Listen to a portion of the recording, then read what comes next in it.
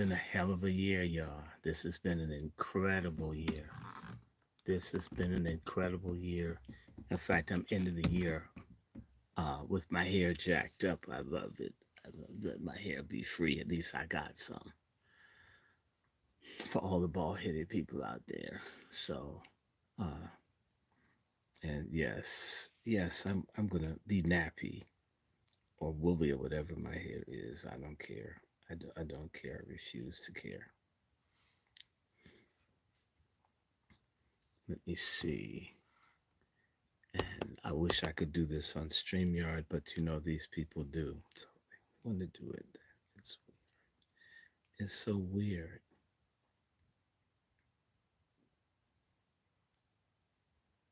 Hmm.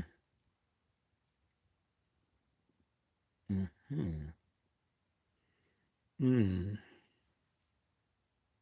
Hello, Smith. How you doing?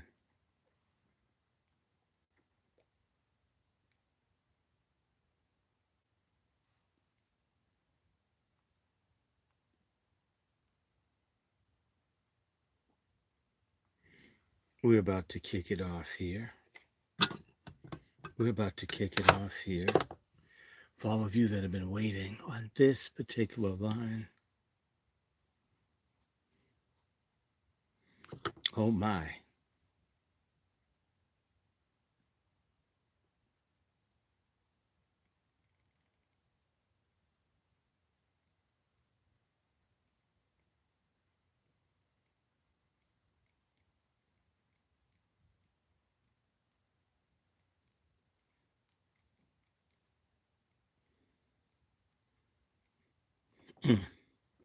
The show title is 2024, A Bad Year for Whores. This has been a bad year for whores. I hope you're not one. Mm,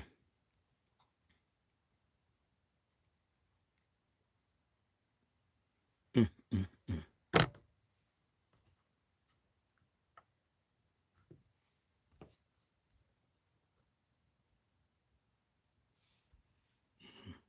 What's going on, Dr. Short? Oh man, white woman to you, good brother. White woman. In fact, I'm White woman. celebrating interracial love by not combing my hair. The white women are wild about this.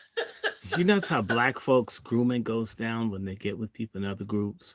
Because a black woman would never tolerate, why'd you comb your hair before going live? Because I don't fucking feel like it. Well, I'm going to leave you. Where's the white one says, as long as the money comes in, I don't care. White women are very pragmatic. Black women be unreasonable and shit. And you're at you're at I'm the a mutual bottom of the mind when we barrel. start. Oh, well, no. Finish saying what you're saying for your channel. I'm gonna Okay, well, start now. I'm just having fun here. All right. You know that I'm saying Hold on, Dr. 2024 Short. was a bad year for whores.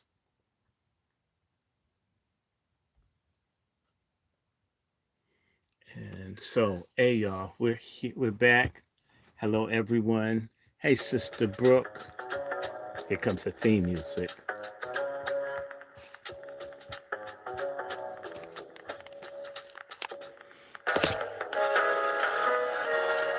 Hmm.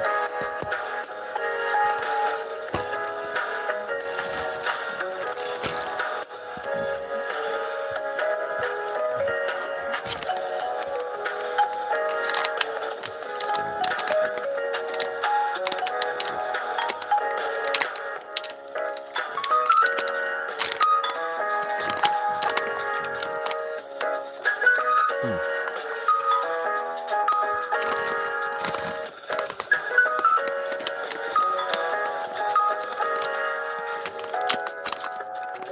Hmm. Okay, so.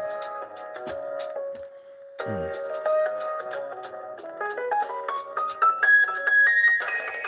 What have you done for me lately? It's fools. What have y'all done for us lately? And if there's no answer, the only thing we owe them.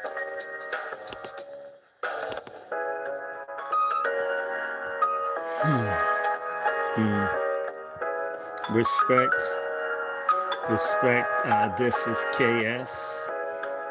Yeah, 2024 has been a trip. This has been a crazy year.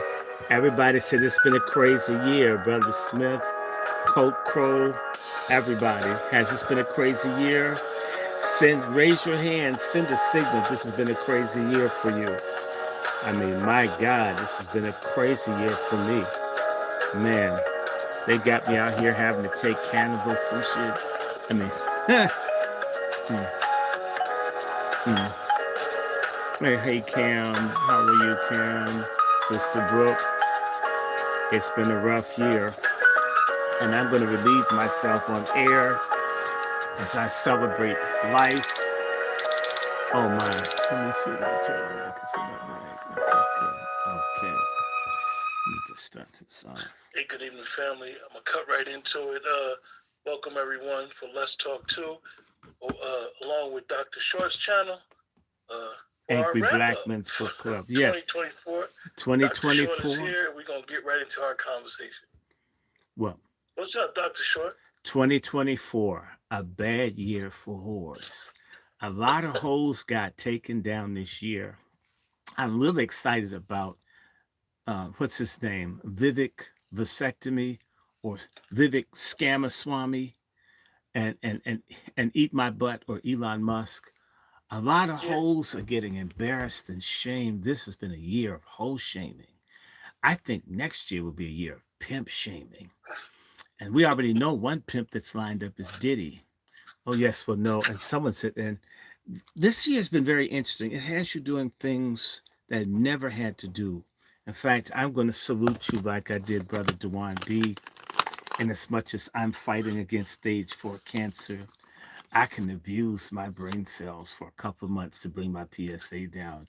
So this THC lace gummy, and this is real stuff here. You out in the street, you know this is it.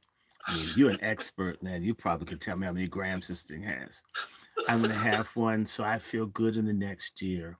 For all of you potheads, all you black junkies, when my parents were working, trying to get people off of heroin, this is the first year I've ever had anything to do with cannabis. Cannabis normally causes me hives in my throat. It makes me sick being around it. However, I tell you, in fact, one of my first has been a wild year. You know, I had my cannabis gummies. I have two types. I have the like the high powered one, and these are like the welfare special. These are just CBD with no THC. That's the stuff people really want. Y'all don't want to get better. And you don't have medical problems. You want to kill brain cells because you're tired of thinking about being black. I'm doing this because I have metastatic cancer and I want to get rid of it. But you know, I had these and this, and I had some oil. And I have some right here that's really good. I think it's got like 10,000 milligrams. But when I got up to go to church and I had to preach on Sunday, and I said, damn it, those studs next door are getting high again. Damn it, they're always smoking. And I started sniffing. That's not from next door, dude. I'm thinking, I says, oh my God, the cannabis had come through my pores. I was smelling a little skunky, but it was too late. And, you know, my ride was coming to take me to church. And then I said, you know what? Thank God church people aren't that smart. Because somebody would smell this stuff with me and say, that brother wasn't full of the Holy Spirit. He was high before he got up and spoke. And it was really embarrassing because I had asked by mistake my favorite. I have a couple of friends that are cops. My cousin Matthew Fogg, who's the most highly decorated United States U.S. Marshal in history, is my cousin. And then I have a friend in New York. You've heard of 100 Blacks in Law Enforcement That Care. Okay, my buddy Michael Graves is in it. I have a brother down in Atlanta named Cersei. And in DC, I have what I would call I don't know what to call him. Uh Lone Wolf. And you know, Lone Wolf got to church after I'd finished. And it was basically over when he walked in. And I thought about it and said, you know what? Cops. Cops are like assholes. They never change unless you're gay. And they don't. Um, I said, this dude's gonna smell this cannabis because he has a cop nose. And he's gonna wonder if I got high. He's gonna go right back into asshole police mode and wish he had some handcuffs and stuff back because he when he first started policing, weed was illegal. And I says, let me just get him aside and tell him, yes, I smell like weed. I didn't smoke anything. I hate smoking, but I did take cannabis gummies. And some of them have sugar on it. And the ones in here, the ones that don't have the THC are nice. They have a lot more sweetness than the ones with the THC. So I guess if they put THC, they skimped on the sugar. If you guys make gummies, don't be stingy because the shit's overpriced anyway. And sugar doesn't cost that much. So you could put a few more grains on this thing. I've seen jujubes for a lot less with a lot more sugar on it. You agree? Mm-hmm. And I don't care if I'm a diabetic. Okay, please put the sugar on. If you're gonna make it, if you're gonna make a cannabis gummy, make it tasty. I mean, they're even making the fentanyl pills that kill you look good and taste good too. I heard they mix it with sweet tarts or something. You can do that with the gummies. Anyway, and I could see his nostrils are all inflamed. And yes, he did smell the weed. Then he was relaxed. You see, yeah, can you imagine? So this is a year you got me messing with weed. Brother Juan J. Johnson, if you're out there in the atmosphere, This let had us know. this had me. So this year, because of sickness, I've had fentanyl. I had white teenager, suburban teenager, Oxycontin, and I could get more. I don't want any more. I'm too old. In fact, in my condition, can you imagine me trying to snatch someone's pocketbook with stage 4 cancer and you run out of breath, get down the block with the purse and get tired? Say, damn. And you can't even take the money out. That's so it's fentanyl. I had some Prince. What's that stuff? Percocet, and now it's weed. The only thing I haven't had is like cocaine and heroin. But Denzel Washington can take care of that. See how you got baptized up where you are, and that's so fake. So this has been a year for holes. Look at how Kamala Harris and all those stupid boule holes got played like you gonna pass off this Hindu bitch off as a black woman. Y'all lost. Y'all got your asses kicked. So holes lost there. All the holes connected to Diddy have been exposed, male and female. I mean, Biden's been exposed as a whole. All the holes lying about whether he was in his right mind. If you were a hole, you lost this year. I mean, I'm just telling you, hole in Syria, the dudes pimping all the money, had all the sports cars and shit. They turned him out. And this person's trying to tell me, well, anyway, let me just have, maybe this will make me feel better. The thing that was really amazing to me was that the weed didn't make me high. At first, I was afraid to take this stuff because I don't want to be high. As I said, I grew up around junkies, seeing people overdose and shit. So I was just absolutely terrified. It took me like 2 months to get the courage to use it, especially after my PSA was sky high. I said, oh shit, I'm going to take this. Because I don't want to have this sterilize me. This doesn't taste so bad. Now, that's one, and I have some more. And don't worry about me, y'all. I got a bunch of these. I got Narcan. I do. I've got a bunch of these. I go to one of those little urban clinics for my. So they always give out anti-drug shit. Great stuff.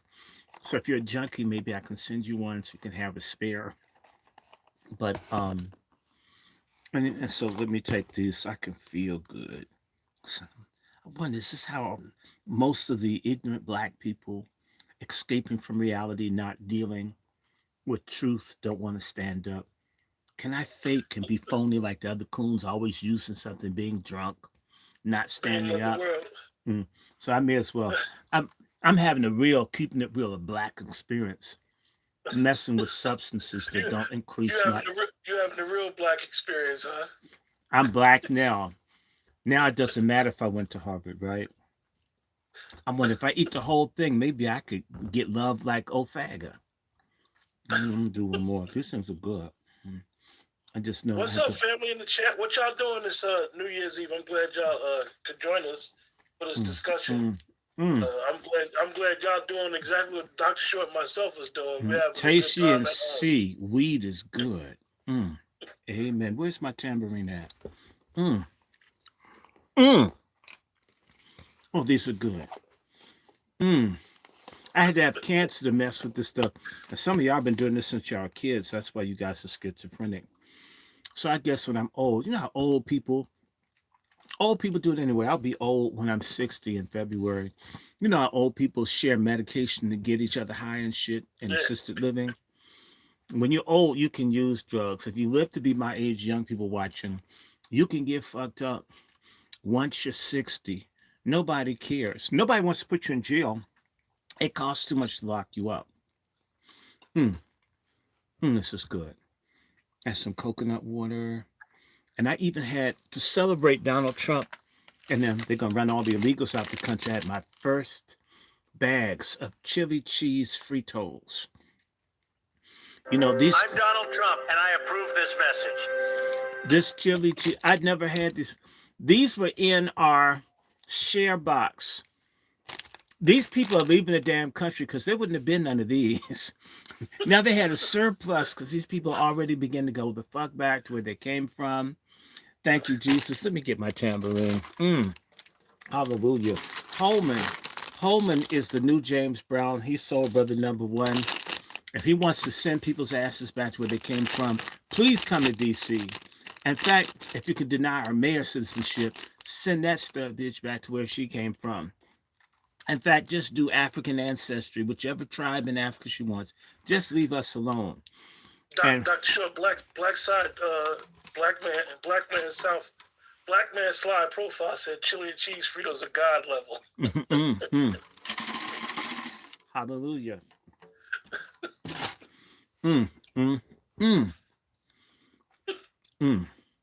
So yes, I have my Narcan and I have my oil.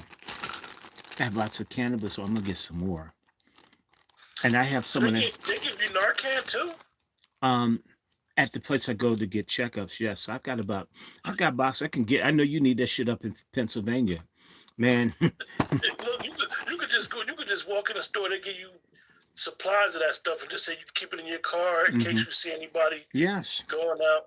Well, as my neighborhood is turning white, I may be able to save someone that doesn't love me. But anyway, I'm supposed to love those that hate you. I'm a Christian. Stop hating, guys. Love everybody. But I got these, but I can't wait. I have someone in Hollywood who's going to get me all the cannabis oil I need. I just haven't sent them a bill. I just want to see what it is. But these gummies are good. And you know what? My mother, she made a mistake. And she started getting these things. She got too many. And my mother had about 47. She has 47 of these things of cannabis gummies. And I'm going to kill at least 10 or 12 cans of this. And I can like do 4 or 5 at a time. You know, I'm not getting the munchies from this. However, I am fixing, and I'm not trying to offend you as a Muslim, but I have 4 pork chops upstairs and I am going to eat them. I don't think that the weed has increased my appetite, but it has made me more calm. I don't hate coons as much as I did.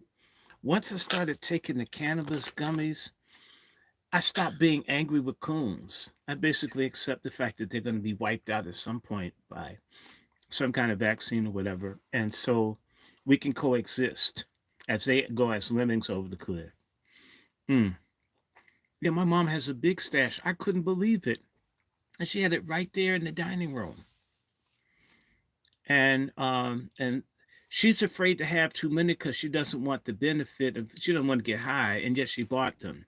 You know, my mother's a silent generation, boomer, borderline type, and they're worried, like, this year I made a bunch of turkeys, and I always make turkey with beer. My mother is such a teetotaler, I guess because my great grandfather was a Garveyite, but then again got run out of Georgia. He became a wino towards the end of his life, running after young girls. I hope I don't end up like that. Then my grandfather's still trying to like drop it like it was hot into his 80s, man. So all of a sudden start drinking and chasing women. See, that's what happens if you go to church too much. You need to moderate. Moderate going to church. You sit too long, listen to an ignorant nigga that's trying to sleep with your woman and your kids. It could drive someone crazy. And they get 10% of your money? Hell. My grandfather went nuts. And got him some young girls. They were spending his money. He was happy. So my mother doesn't like any kind of alcohol, anything except for isopropyl alcohol. She don't even use much of that. So I have to sneak beer in the house to make turkey. She loves it with the beer, but you can't tell her you used it. So I have to hide the can and crush it because she'll look in the recycle thing. I mean, my mother should have been a narc. You know, all your friends in jail would have all been in the hole had she been because you're so damn nosy. She know everything that's going on, Dr. Short, in the Yeah, they'll neighborhood. go through your drawers and stuff. What's that package there? And damn, I'm 60. It's mine. It's none of your business. Now, if she knew that there was cannabis upstairs, she'd probably throw it out when I'm leaving and act like she didn't know where it was. But anyway, Let's hope she don't find it thinking they regular gummy bears and be like, oh, oh, I used to eat gummy bears. Let me if try one. Nah. no, if actually the thing, my mother's problem with it was that they were too sweet. If they were more bitter and seemed more like medicine, she'd probably take them all. Then maybe she'd be having the munchies. But anyway, I love my mother. My So, mother's, hey, so Dr. Short, it's been a minute since we did a show together. Got and a you lot know, going on, a yeah, lot to wrap up. you're right. We got so many. We got our stuff here, Hmm. and I know you have been getting on me because you have been wanting to talk about Syria. Okay, well, I know you've been wanting to talk about Africa, Syria. You guys in the chat, what y'all want to talk about? Dr. Short is here, and he's gonna share some things with us. Wrap up 2024, like he said. This is the year of the hose is down. no, host lost. And this brother mentioned Cam. I got mac and cheese, greens, pork chops, and I got wild rice upstairs. So when this is all done, I'll usher in the new year by violating religious tradition, but hell, I may as well. The Jews call it white steak. But we could talk about Syria. We could talk Let's about talk. anything. We could talk about Africa. We could talk about here. I mean, the person of the year are the black men that didn't suck Barack Obama's ass. I'm so happy with the black people that didn't go with Ofaga. I'm so happy, all you black men that didn't vote for Kamala Harris, all you black women that didn't vote for Kamala Harris. I don't care if you voted for Cornel West. I don't care if you voted for the Tidy Bowl man. You didn't vote for Kamswala. And I had so many songs this year. I mean, in fact, I'll do two just to like, it's a double fuck you, fuck you, fuck you to Kamala and the Boule. And you guys, since it's just after Christmas, I'll just treat you to my song. And it goes like this. Kamala's a freak who drops her drawers, her feet in the air without a pause. She's going down on men and boys. That's why the Democrats call her Joy. Ho, ho, ho, Willie's ho. Ho, ho, ho, boy, she blows up through the ranks. She trick, trick, trick. The hoe that went down on Willie's dick. Ho, ho, ho, Willie's ho. Ho, ho, ho, boy, she blows up through the ranks. She trick, trick, trick. The hoe that went down on Willie's dick. And then my doo-wop song, which was Kamala, Kamala, la, la. Kamala, Kamala, la, la. Kamala, Kamala, la, la.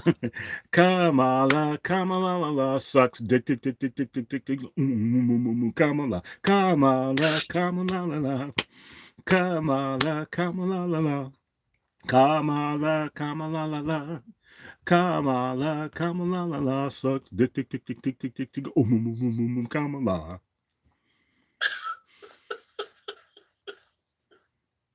Well, you've been on her, Dr. Short. I mean, because I've been honest, she's no good, and I'm down on Vivek Ramaswamy.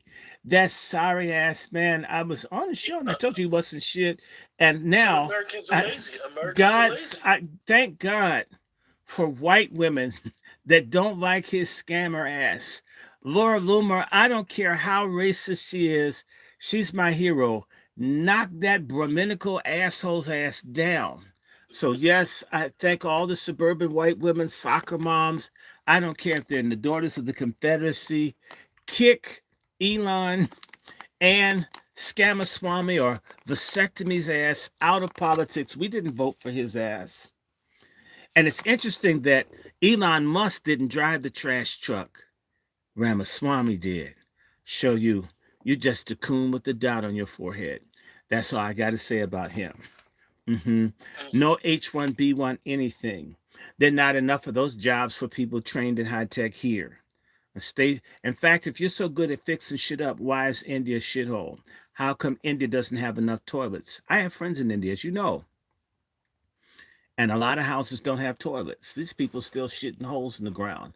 If you go to India, you have to take all kinds of shots for cholera because there's shit in the water. There's shit everywhere, shit in the air. And they're going to come over here and run stuff. Have you ever looked at the videos and noticed they have rats and shit running through the restaurant? In fact, there's a Hindu god that Ramaswamy believes in called Rajputana, and it is a god of rats. They have a temple dedicated to the worship of rats. And he's going to fix shit? You know what? Maybe he could be mayor of DC or New York where we have lots of rats. But otherwise, he's no good for the rest of the country, okay? Ramaswamy, you're not shit. I don't like you. I'm sick and tired of all you fake-ass Brahminical Indian racists coming over here trying to make shit hard for Black Americans. You're going to kiss white folk on the ass until you get power, then you'll turn on them. And for all the white folk, if you think that you're a Brahmin, you're not. You're an untouchable. They're light-skinned untouchables. You are you don't have a caste. So they grin at you, and they figured this out, white folk listening. They figured out white Americans hate Black Americans so much, they'll help anybody as long as they attack Black Americans. They think they're cool. And see, Ramaswamy, he had his Dunkin' Donuts angry customer wake-up call. Okay. And so, or his Holiday Inn wake-up call, whatever it is. So, 7-Eleven. Yes, I mean, and wherever else that they are, just like scamming. So, you could take your tandoori bread eating ass back to where you came from. We're tired of you. And in fact, it's no surprise to me that someone from the subcontinent was a person set on fire in the subway. And it wasn't a Black American that did it. See, Spanish speakers and all, they don't dig y'all either. They don't want you. And, I'm not anti-Indian, but, you got to bring that bullshit religion. There's so many gods, you can't name them all. So they have to have a god that sucks dick and all that. I mean, they probably do. I don't want to know the name. It probably is Obama. But anyway, Jimmy Carter, let me do him. I want to thank everybody so much for supporting Rosin in all the years. I wasn't the best president, but I was for human rights, for the American people. As we project to the world, America is so important that we remember that I only served one term, but I built a lot of houses for poor people I wouldn't live next door to. So as you remember me and my wife, and the 4 years in which you didn't vote for me, and I was never as bitter as Donald Trump, I'm on my way to glory, and I don't believe that 47 will be there. Deuces, America. I'm out. Okay. So, Dr. Short, we ain't got to spend much time. I know most people have heard about what Ramaswamy said. Yeah, to hell with him. Let's move on. Let me ask you. We discussed earlier when we were on the phone. We were talking about the lady who got burned up on Coney Island subway station, and then another man was on fire mysteriously in Penn Station. He didn't die. They just said he was on fire. And what about the person set on fire in North Carolina? Yeah, another person set on fire in North Carolina. So I don't know. Maybe they're trying to bring the Ohio players back. Fire, fire, the way you walk and talk. So Curtis Sliwa, who was the founder of the Guardian Angels, and he ran for mayor one time. Anybody know about Curtis Sliwa? Curtis Sliwa been around for a long time. The man got to be about 90. He said that the Guardian Angels will be going in the subways of New York City. And I remember as a kid, they used to be in the subways. And you were sharing some stuff about the subways. Oh, yeah, man. Look, Um, I'm not trying to be funny. I'm just being honest. I remember the first time, well, no, there's one time before, but the second time I went to New York was in 1972. And it was wild. Parents and folk holding you, people, excuse me, I want to fuck you in a cup of coffee. What you say? And people like doing this shit. It was wild being on the train. My brother was a minor, and this white woman was fondling my brother on the train. I mean, it was like, wow, this is like the subway. I mean, when I went back to New York when I was older, I was shocked at how much cleaner and safer. There's not spray paint everywhere. They used to have rats in the subway cars. The rats would jump and take your food, take your Yes, grocery in the damn subway. yes. Rats that attack people in the subway. You had junkies, people nodding off. Excuse me, my needle in my arm. Okay, good. I mean, so you had people like Stone. I mean, people selling drugs. People having sex on the train. Yeah, Excuse New me. York City subways, for anybody in the chat, if you were in the subways in the 80s, share your 70s. experience. Tell us your experience, 70s, 80s. Share your experience. I It know was I wild. learned the subway system. I learned the subway system in the late 80s, early 90s, and it was getting cleaned up then, but I remember, I'm going to name this name, and a lot of people don't remember this Getz. name. Bernard Getz. Oh, I remember Bernard Getz. I mean, people would expose themselves on the subway, come in with pants that was something that you would look like they were fully dressed, but they had something around their knees like a garter. So they had the bottom part, and they would open and expose. They would do this stuff on the train. You look up if someone's flashing their ass or something or do it. And there's just too many people. The police are like, they don't even want to get involved. There's just too many people doing wrong to counter it. Yeah. And so So, people tell you, you need to learn how to live with stuff. So I mean, people did all kinds of stuff. I remember back then, you know what, even though it was 42nd Street, it wasn't much of the subway. You just come from New Jersey, right? Dr. Short, but when I did get on the subway, we had to go to 145th, then transfer over to get to the Bronx. I mean, you learn the subway system because anybody that knows New York subway, once you're down in the subway system, you don't have to pay no more. You're just there, and you can just go from station to station, train to train, and do whatever. Right? But it was so bad back then. It was And bad. now they're telling us all this crime that's going on, people getting burned up. But there's cameras, more police is down in the subway. They used to set people on fire if you demanded a fare. They just set you, if they didn't have the money, they'd pour some gas or something into the booth and set the person on fire. I mean, that's just how it should. They take rubbing alcohol and they spray rubbing alcohol And set it on fire. Set your ass on fire. Really? I'm not making this up. So, I'm not lying about the woman grinding on my brother. And my brother's a minor, and she's looking right at my mother. It used to be Oh God, so nasty. anything goes in the New York City subways. And like the brother Greg said, and we discussed earlier, when the Guardian Angels used to be down there, the Guardian Angels, they don't have weapons. But they used to be playing police. Martial arts. And they do martial arts. And the ironic thing is the Guardian Angels died down because the violence went down. I mean, it was rough in the 70s, 80s. Early 90s got cleaned up, like I said, but it was so bad in the subway system in New York City that everybody talked. If you mention subway in another city, they probably wouldn't go to it because they had a bad experience in New York City. And you know what? Who contributed to the subway getting safer? Donald Trump and the revitalization of Lower Manhattan. Donald Trump and them demanded this stuff be cleaned up. People in New York, a lot of them hate Trump, but Trump and them fixed New York up. Him and all them other developers, they changed the Lower East Side, Yeah. where Central Park is at. And this is just, it ties into what everybody talk about the Exonerated Five. That whole movement was a crime wave. What people don't understand about Exonerated Five is that it was a bunch of muggings going on. And they wanted to buy that real estate across from Central Park. And something else. Listen to what you just said.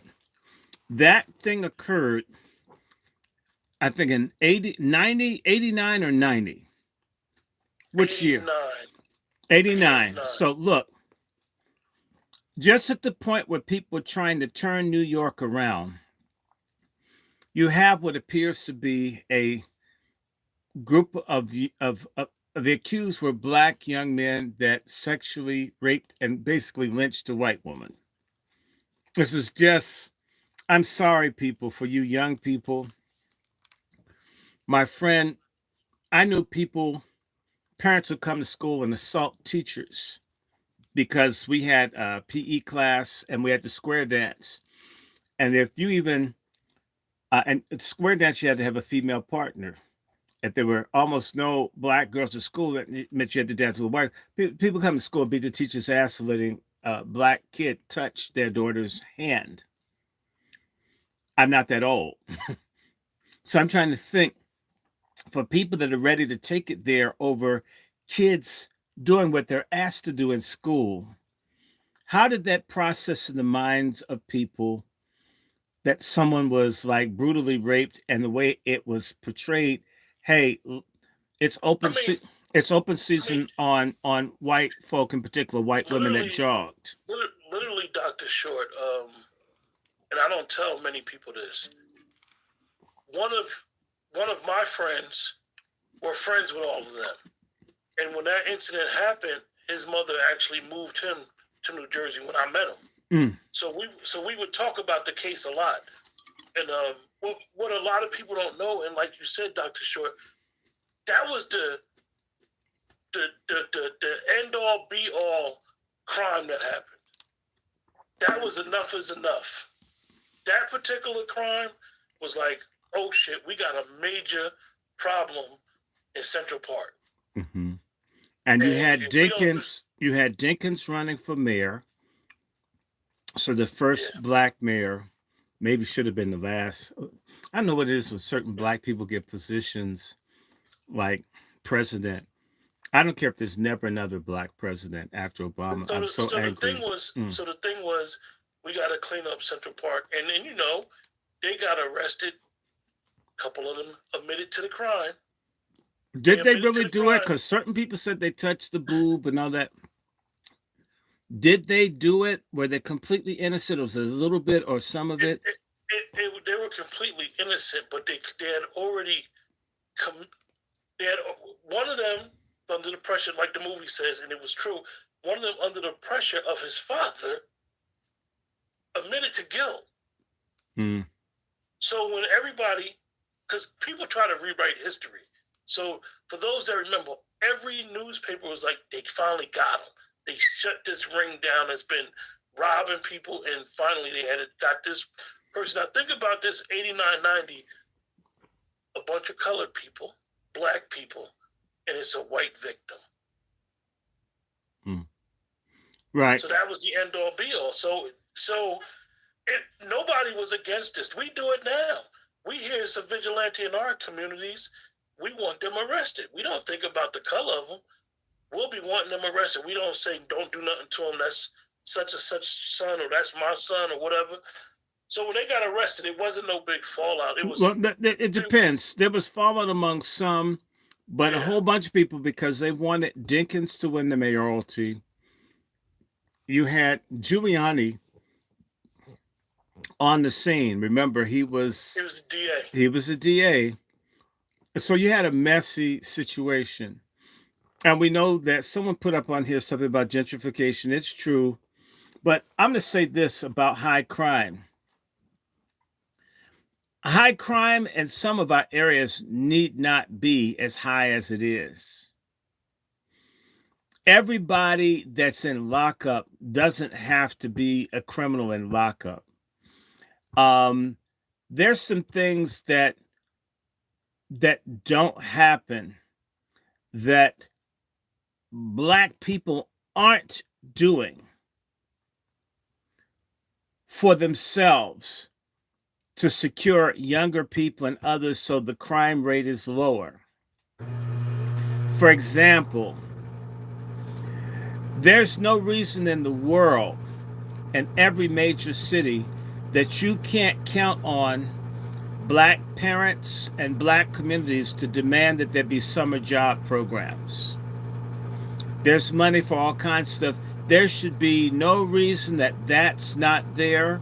Number two, there's no reason that there are not trades in the schools that were removed.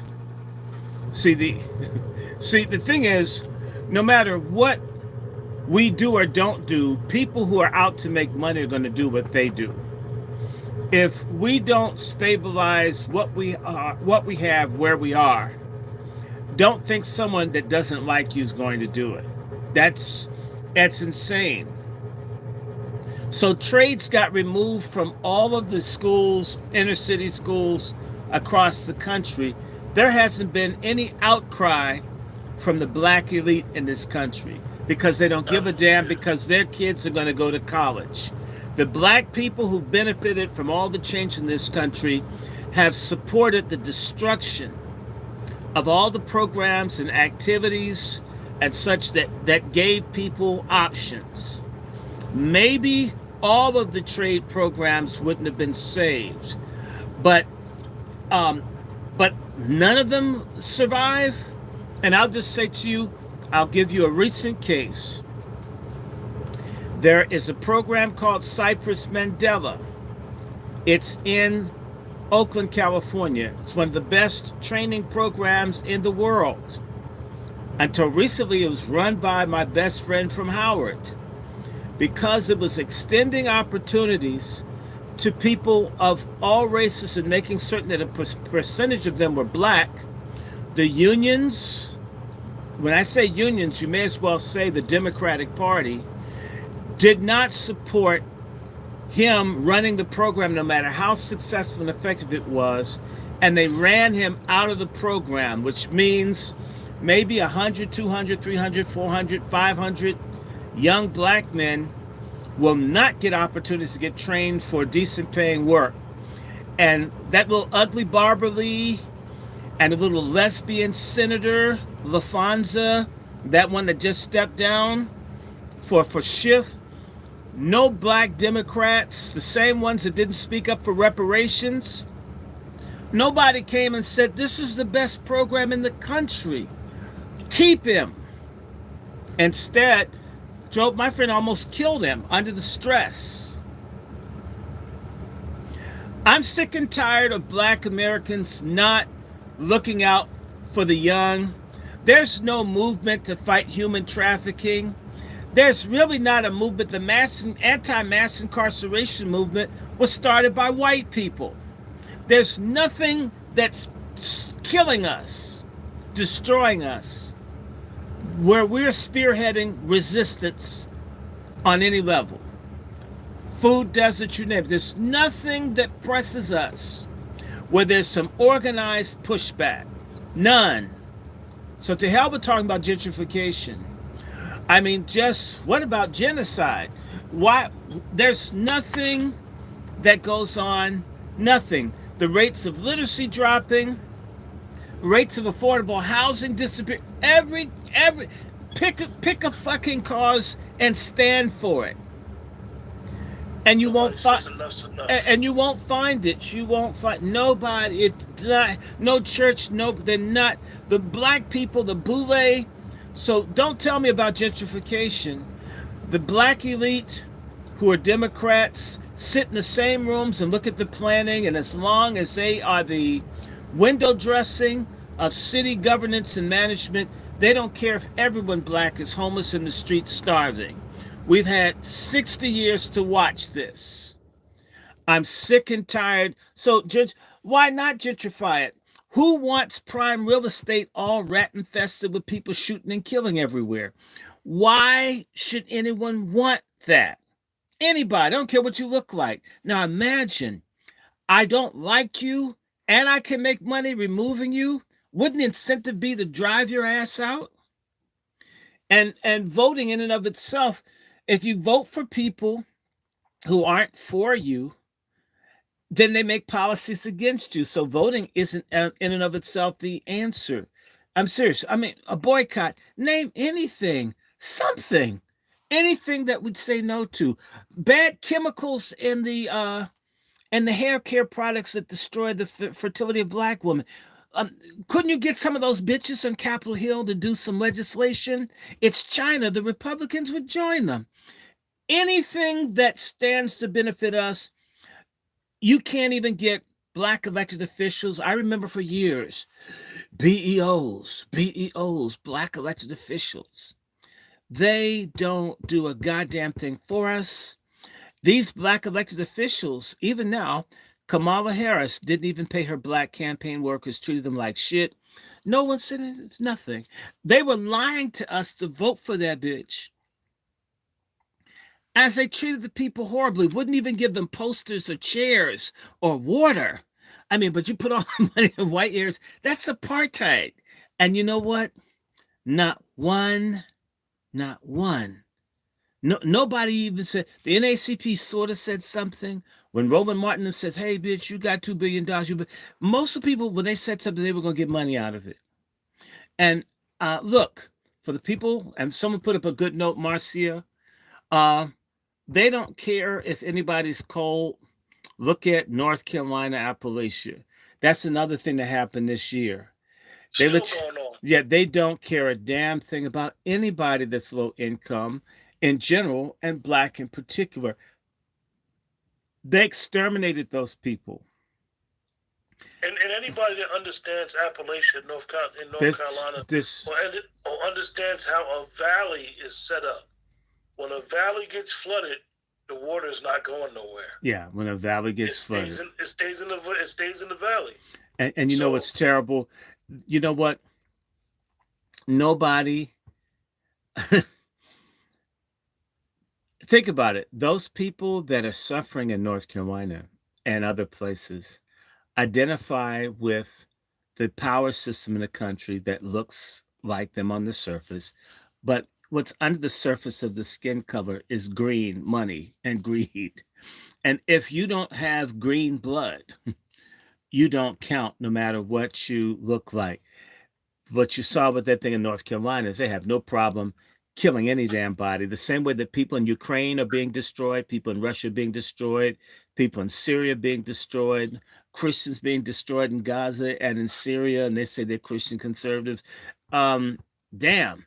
They don't care about anybody. So if it's Hunger Games on steroids, you've got to protect yourself.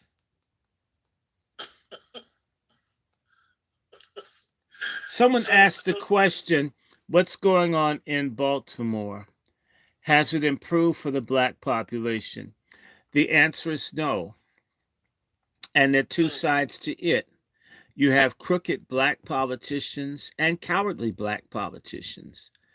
Maryland may have more black people than white.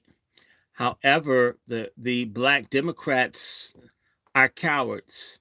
There was a Southern segregationist named Mike Miller, who was the Maryland Senate president for so long, almost 40 years, actually closer to 50. He was in the Maryland Senate for almost 50 years. The Senate building was named for him. He didn't anything for black people. The answer is no. You know who was loyal to him? The black Democrats. And I'll say this about someone in Baltimore, what most people don't know is Maryland wouldn't have had any civil rights at all were it not for bigoted Republicans like Spiro Agnew, governor of Maryland, who's a Republican, who passed the civil rights law in Maryland. Meaning the Democrats, Mike Miller's group, fought everything for black people in Maryland. And the minute that the Republicans leave, the Democrats come in. By the way, one of the Democrats who was really good at splitting the heads of black people was Mayor D'Alessandro, who's the father of Nancy Pelosi. He destroyed Baltimore, right? Well, he did what he could, in particular, screwed black people really badly. And he was mayor for 3 terms.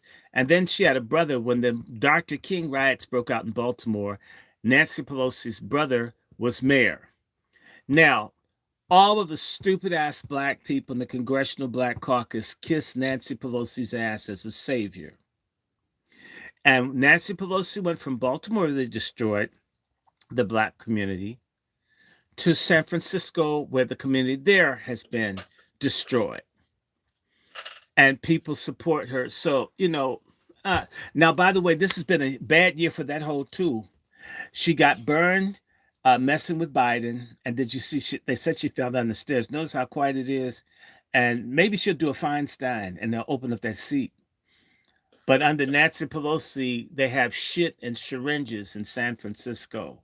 And I remember the show called The Streets of San Francisco, and we used to like that show. And so, shoot, nobody wants to see no Streets of San Francisco. They're afraid they're gonna get like, what's the stuff? They're afraid that they'll get tetanus or something like that from watching the show on the Streets of San Francisco. This has been an interesting year, going all the way back. In fact, I don't remember. Come on, y'all. I mean, we saw the stuff Gaza. That's been crazy. And if your whole, like Netanyahu. Yeah, we basically gone on, 14 months of Gaza? No, it's more than that. Yeah, 15 months. It was October, November, December 3, 15. Yeah. Now, look, you told us then, Dr. Short, when we talked about it, you said, a lot of people just need to sit still, don't say nothing about it, and watch what's going on. And then you had explained to myself and the show about the plan for the greater Israel. Yeah, well, look at how Israel's expanded once Assad came down. But Assad, I have to say this, Assad, I mean, he fucked up because you had Russia and Iran backing you, and you lost to some lightweight people.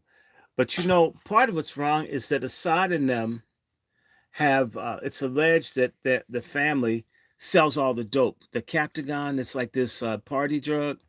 So they're making billions of dollars selling dope. Now, frankly, if you're making billions of dollars selling dope, the one thing I would do, after all, you had a goddamn civil war, is pay your army.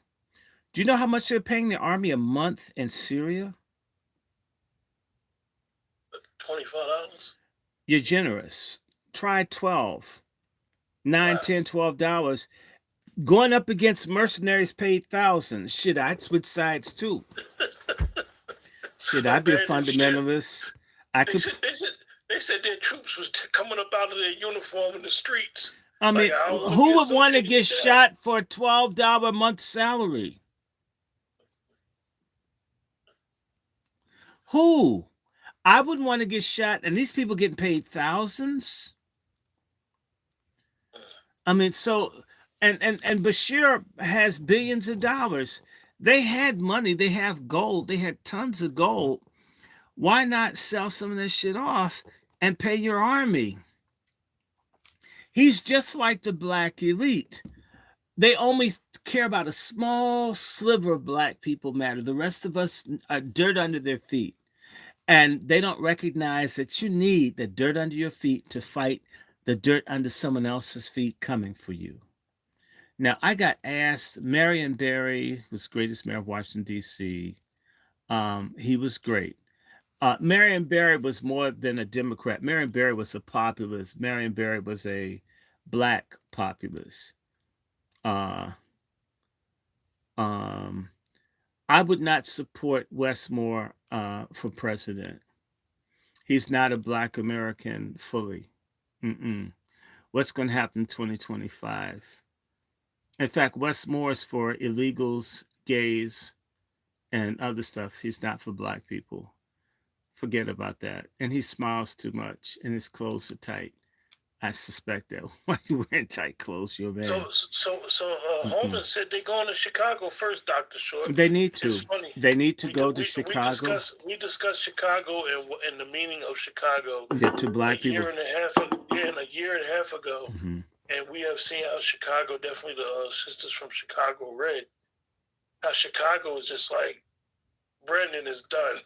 Yeah, well, Brandon is done, but I don't know who they're going to replace him with. But I'll say this: uh, I like Holman. You don't belong in this country. Everywhere I travel right now, I have to go and get my passport renewed, and it's gonna cost me like $200, maybe $220 to get it expedited. But I've never traveled anywhere and not had my document. I know it's like for my passport to be stolen and not be able to travel because my passport was stolen, and had to get a replacement passport in the Court of St. James U.S. Embassy in London. You don't just get on planes and do stuff. So who the fuck are these people to come here? I mean, nothing, and you get everything. Have you applied for SSI or disability like I have? With social, and then they make you wait, and they put you through these changes for a person that paid into the system. And when I would go to the office to check on the progress of my I had to wait for people who can't speak English to be seen first. They got their own caseworkers when they go there. They got It's people that know people that they know have their a bus to dealing. bring them there. So no matter how early there, you can't get at the front of the line, and they get preference. So everybody behind you is in front of you because they're not from here. That is insane. I don't give a damn who likes it. That's insane. So to me, bring it on. I mean, people, you don't belong here. My friend, a sister from Chicago, her child got exposed to tuberculosis and other things from these illegal kids in the school. Now they pressured everybody for shots for the kids here, and yet nobody else has to follow these rules. To hell with that. Yeah, it has been a year. It was fast. 2024 was a fast year. What do you think, Dr. Short, um, with the situation in Africa? What's going on in the continent of Africa with certain areas Well, look, kicking the French out of certain countries? the empire's at a crossroads, and some things have got to change. Now, someone asked me about Jimmy Carter. At least in theory, Jimmy Carter's pronouncement that America needed to support human rights, it should have actually done that and meant that, but it has not. I will start with that. And as a result, when you have an empire, you can't fight everybody. You know, and even if you have a lot of help, you still can't fight everybody. A lot of people need to remember when the Germans invaded Russia in 1941, they had people from all over Europe fighting alongside the German army, and even that wasn't enough. And the Germans were so busy hating everybody that was Slavic, they wouldn't make everybody was the enemy. You were a target because of who and what you were. They went to war with the entire Russian people. The Russian people had the only option they had was to fight. The Germans weren't just fighting the large Russian army, they were fighting the Russian population. They had hundreds and hundreds of thousands of Russian people as partisans, blowing up, shooting, attacking, doing stuff. You can't fight everybody, and that's a lesson, white American elite. You can't hate, fight, and kill everybody. It's not, it didn't work for the Romans, the Greeks, the Persians. You can't have a long standing empire civilization constantly warring against everyone. If you attack and fight everybody, and if you have to put your foot in everyone's ass to feel like someone, eventually someone's going to want to put their foot in yours. And when you least expect it, it happens. And so back to Africa, people need to understand something. Africa has the youngest population in the world. Africa's population, they lied to you. There are probably already 2 billion or more people in Africa. Trust me. I'm sorry. White folks claim to be numerate with math. They never do well with numbers when it comes to black people. They always get everything wrong because it's an ego. A black person's never done it. No black person can do it. Right?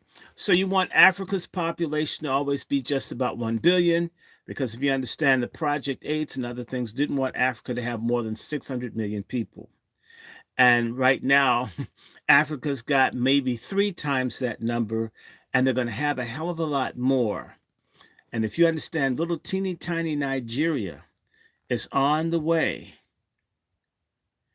one day to having 600 million people in Nigeria, which isn't bigger than the state of Texas. Or I'm sorry, it's a little larger than Texas. It's about the size of Texas and New Mexico put together. And they're going to have 600 million people. Ethiopia is going to have over 200 million. Congo is going to have 300 million or more. They're going to be as Congo is half the size of the United States. Imagine having about the same population. And Tanzania is going to have a huge number of people, over 100 million, right? Angola may have over 100 million people. These are African countries that are just blowing up. People used to Africa being sparsely populated, and therefore, and that's part of why the United States and other countries have done things to promote warfare and starvation in Africa, because the fewer Africans there are, the fewer Africans there are to need the resources in Africa or fight to hold on to the resources in Africa for their own development. Are you understanding me? So there's been a depopulation program active since the 1960s. Since 1960, actually it's about 60 years old. I think next year it'll be 60, where Dr. Ravenholt convinced Lyndon Baines Johnson, the Office on Population in the State Department, that the United States could spend what $1 used in birth control would save them at least $10 in fighting adults who were born in these big populations. So the goal was to reduce the population of Africa, Asia, and Latin America by up to 30%. Okay, because you don't have to fight it. Because if your population grows and people see your diamonds and your gold going everywhere else, and I've been to Niger, and they didn't have electricity when I was there in 1983, and they don't have it now. That's a lifetime. That's a lifetime. They didn't have it when I went. Wow. Okay, so understand something. These younger people are going to be aggressive. We're going to have to fight hundreds of millions of people, way more. I'm sorry, white America, I'm going to repeat it. Fighting the rest of the world would be very different from bullying black Americans, which you outnumber. Just everything's been in your favor. Imagine being in a situation where nothing's in your favor and you started a fight. And I will say again, I didn't say, but I meant to say, next year, 2025, will mark what? The 80th anniversary of the end of the Second World War. It will also be the 80th anniversary of the nuclear bomb being dropped. All of that to say, and people knew that they could do this nuclear bomb, right? They knew that that could be made in the 1930s. So the idea of nuclear weapons is heading towards 100 years old. Eventually, a lot of people are going to have nukes. And a lot of people that watch countries get attacked and bullied by the United States, fuck, I need a bomb. I need a mushroom cloud too. They've had treaties on this non-proliferation of nuclear weapons, but I want to say to you, things are changing. It's also 80 years since the Holocaust ended. How much longer can you collect? Just asking for a friend. I think it might have been 100 years coming up. That's when what was it? What was those trials, Dr. Short? Nuremberg. but that's I think it was. but I think that's the payment. that's coming up in 80. So Okay. if we look at Hitler came to power in 1932, so in 10 years, wait a minute, wait, was it 12 years? No, they wouldn't go into five. Eight, And eight, 7 years. 25. Yeah, In seven 7 years. years, it will be a century since Hitler came to power. And when you add the 7 years, it'll be the centenary of them beginning to persecute Jews in Germany. When you add a couple of years on it, it's going to be 100 years since the Holocaust. Will we continue to justify anything that goes in the Middle East over an event that happened 100 years ago, aside from all the other things? And will we continue to still support that blindly and say, well, this is God's will? Will they be told to get over it? It happened 100 years ago. Well, I don't think they'll be told to get over it, but I'll say this to you, and I'm not picking sides. The the Arabs are better at killing black people that like them, that they just don't want to get along with, than they are at standing up to European people. So, I mean, y'all suck. I'm sorry, Arabs, y'all suck at standing. Maybe the Crusades, and even he was a Kurd. He wasn't an Arab. What's his name? Sahaladin was Kurd. Yeah. He wasn't even Arab. So y'all suck at the only people. I mean, y'all go and massacre darker skinned people, especially Africa, just shitty towards black people. But y'all suck ass when it comes to European people. Y'all just take it up the ass all the time. And so maybe they'll continue to take it up the ass. In fact, that's something I want to share with people. One of the main ways that the Israelis get information on all of these Islamic people that they assassinate. Did you know? Let me tell you. It's HHP.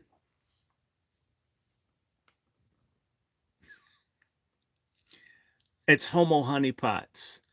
They set up the gay Palestinians and then blackmail them. You have to tell us where your leaders are. We're going to tell everybody the little blowjob you got from your friend. And so these guys have to snitch. So, man, they don't want to get outed. No, they don't want to get outed, So basically, they end up being bitches. In fact, a lot of times, it's interesting. They won't even let you have your own damn olive tree, and you're trying to have a Jewish boyfriend. It sounds like Black Americans. So yeah, I want to be in love. I want to be in bed with the person that hates and oppresses me. What does it feel like for a Klans person to penetrate you? Just raw sexual hatred, right? So these Palestinians tricking with these Jewish guys, saying, "Oh, that guy's so hot. He's so blonde. I hate my dark hair and dark eyes. I like those guys. I wonder if he has some swastika nipple rings, right?" And it turns out that guy's a Mossad agent. may have got your asshole waxed, but you end up being a double agent for the Israelis. And that's how they find everybody. That's a big part of it. Hey, it takes down people's sexual deviance and sexual undisciplined sexual behavior. Takes down everything. Takes down nations. Took down. Well, it's taking down Black Americans through all these. Black Americans. We're screwed. We're screwed. We're so screwed. You know what? It's not somebody white's responsibility for you to keep your damn dick in your pants. That's not another group of people's. That bullshit. Just imagine if Gilliam would have won the governor race. Oh my! It would have been so embarrassing. Well, we're embarrassed anyway. Obama was an embarrassment. I'm still trying to forget that he was president. I mean, just bring all the white ones back. I mean, I'd rather have a real white president than a fake black one. I can't. I mean, and Obama really put he put something in his mouth. Now, let me see. And let's go back to Jimmy Carter for a second. What I remember most is that Jimmy Carter is a lot like a premature ejaculation. The thought doesn't count. The good intention didn't happen. In fact, you look stupid doing it. And I mean, it was an embarrassment the way they sat him up. When he was in hospice, the way they sat him up, talking about well, he well, well, he's well holding on so he but you can know vote what? for it. The thing is, well, for Jimmy Carter, it's one less Kamala voter. You know, he voted for Kamala. Yeah. And you guys in the chat, just Google, just Google President Carter when he voted for Kamala Harris. Come on, he wasn't there, y'all. Uh He oh. wasn't there. And and and Watch and the and the picture that sister comes up. brought up this And I thing. Hmm. and I'm one that honors the elders. You live your life. We should make sure they're taken care of. But the way his people did him, and the But way they allowed a camera to take a picture of him, well, you know, Jimmy Carter, and when he looked like a fish kill, you know, like when you have PCBs or some toxic chemical in the water, he looked like a dead, like one of the fish floating on top of the water. In fact, I was telling to my friend, I says, you know, it's time for him to kick the bucket any day, Lord Jesus. He died the next day. I says, you know, Jimmy Carter says, got to die soon. I'm sorry. I didn't mean it. I don't want him to die so much. He wasn't so, just like I said, it's like a premature ejaculation. You know, so what? if you, So what about today? hold it, you're a man. If you're with the woman and you had talked to him, I'm going to turn it out, make you shout. Right. And then you had a preemie, would you be respected? No. No. I mean, they'd have to say, oh, snap. Where's my phone? They would put it on the camera phone. Oh my God, he had a preemie. Quentin had a preemie. He couldn't hold it. He couldn't hold it, girl. Oh my God. Hey, Dr. Cho, what was your thoughts with Biden with all these pardons? With all these pardons on death row? Um, you know, I just I try not to think about Biden. I'm so happy that his time in office is ending. I mean, he can't leave or have a stroke fast enough for me. We knew Hunter was dirty and nasty. We knew that he was a freak and he's a monster. I'm so disgusted by him, and so, you know, I just want to go away. So he Um, pardoned all these people on death row. The people who were on death row, yeah, but he's destroyed tens, millions of lives. I mean, if you he needs millions. to let all the not look. The people rioted. Come on, you got friends in lockup. The people rioted all over the country when Biden became president because it ended Trump's criminal justice reform project. Yeah, got people held up. Hmm. Actually, because of the First Step Act, when most people were coming home, it got held up, and a lot of the guys they're basically stuck, Hmm. and they actually needed President Trump to win. Yeah, So when he takes back office, BOP could start releasing some of these people yeah, that really they really should be out. are harmless to the communities, but they Hmm. just happen to be in the federal system from But nonviolent Biden, offenses. Biden is scum. Biden is scum. Can I do something? Someone asked me to do something while we're here. So I just brought some in because I keep buying, and I think everybody that donates You said to, you got some books today, right? oh yeah, I got it. Well, I'm going to show you the books I've had in the like past couple of days. One, I'm going to start with this one and move these over. Uh-huh.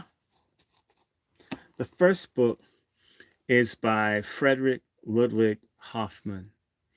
It's called Race Traits and Tendencies of the American Negro. How many on there? Six. Okay. Yeah, I need to screen capture this. This is this guy. I'll explain to you in a second. Let me get this down here for your people. Oh, okay, there it is. Right there, that's a good shot. Race, tr- race traits and tendencies of the American Negro. Okay, if you get screwed up, if you feel, this is one of the architects of medical apartheid on a policy level, not like Dr. Sims or Byron Rushing. Frederick Ludwig Hoffman was a racist German from Oldenburg, Germany, who um, who was a statistician And he was an influence on Margaret Sanger and eugenicists and everybody. And he was the one that came with the bright idea to go before the Congress of the United States and explain why America, unlike Western European countries and other nations that are advanced, have health programs, national health programs. He contended if you have a national health program, it will help the black population grow. So the United States should not have a national health program to suppress the growth of the black population. And if blacks were denied medical care on the same level as whites, more and more black people would die and would eventually become statistically irrelevant.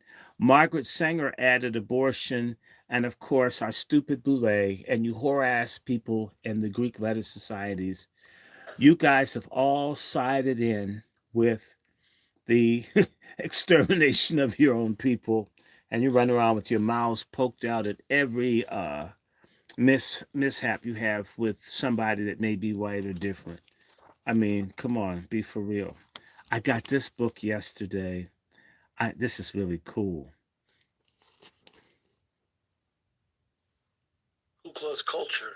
Mm-hmm. Who that's by, Dr. Short? It's by Felix Harcourt. And it's really cool. It's it shows how the KKK stuff was in everything. Every dimension. It was at sports, everything was around the Ku Klux Klan. So it's not like it's some fringe group. It's as American as apple pie and internet porn. That's very American. Get your copy today. I think I got this inexpensively. It's Amazon. I know people are having a strike right now. I have to like be a coon. Okay. I just got this because it's worthwhile, because a lot of people think President Johnson was worth the damn. A Great Society. This is the stuff I was told when I was young. It was going to change and make everything better. Lies. Bullshit. It shows how people, I don't know. That's one. Walter Rodney. This is a collection of essays. The one that wrote How Europe Underdeveloped Africa. He's one of these Marxists. So this is a collection of essays. It's highly priced, but that's all right. He wrote it. He's a classic, so I went ahead and got it. Okay, but I got a paperback on his ass. He doesn't know he's dead. I love this one. And this came from, they got rid of this book, but I love it.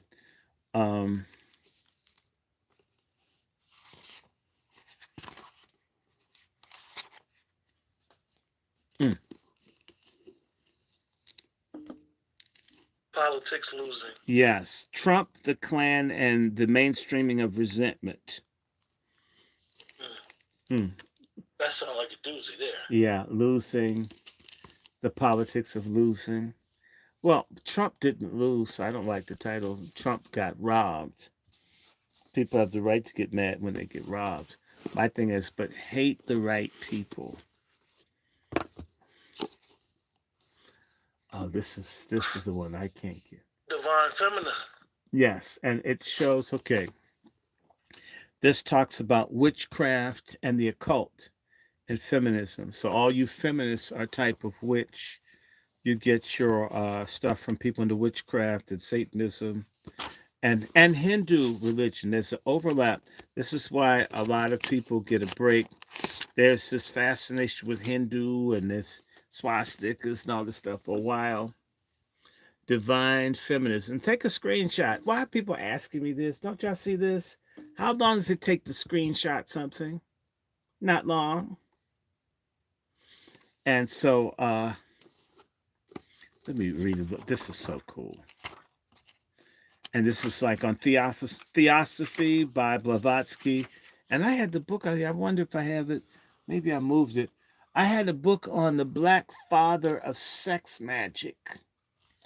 Sex magic comes from a black dude. But anyway, But of course.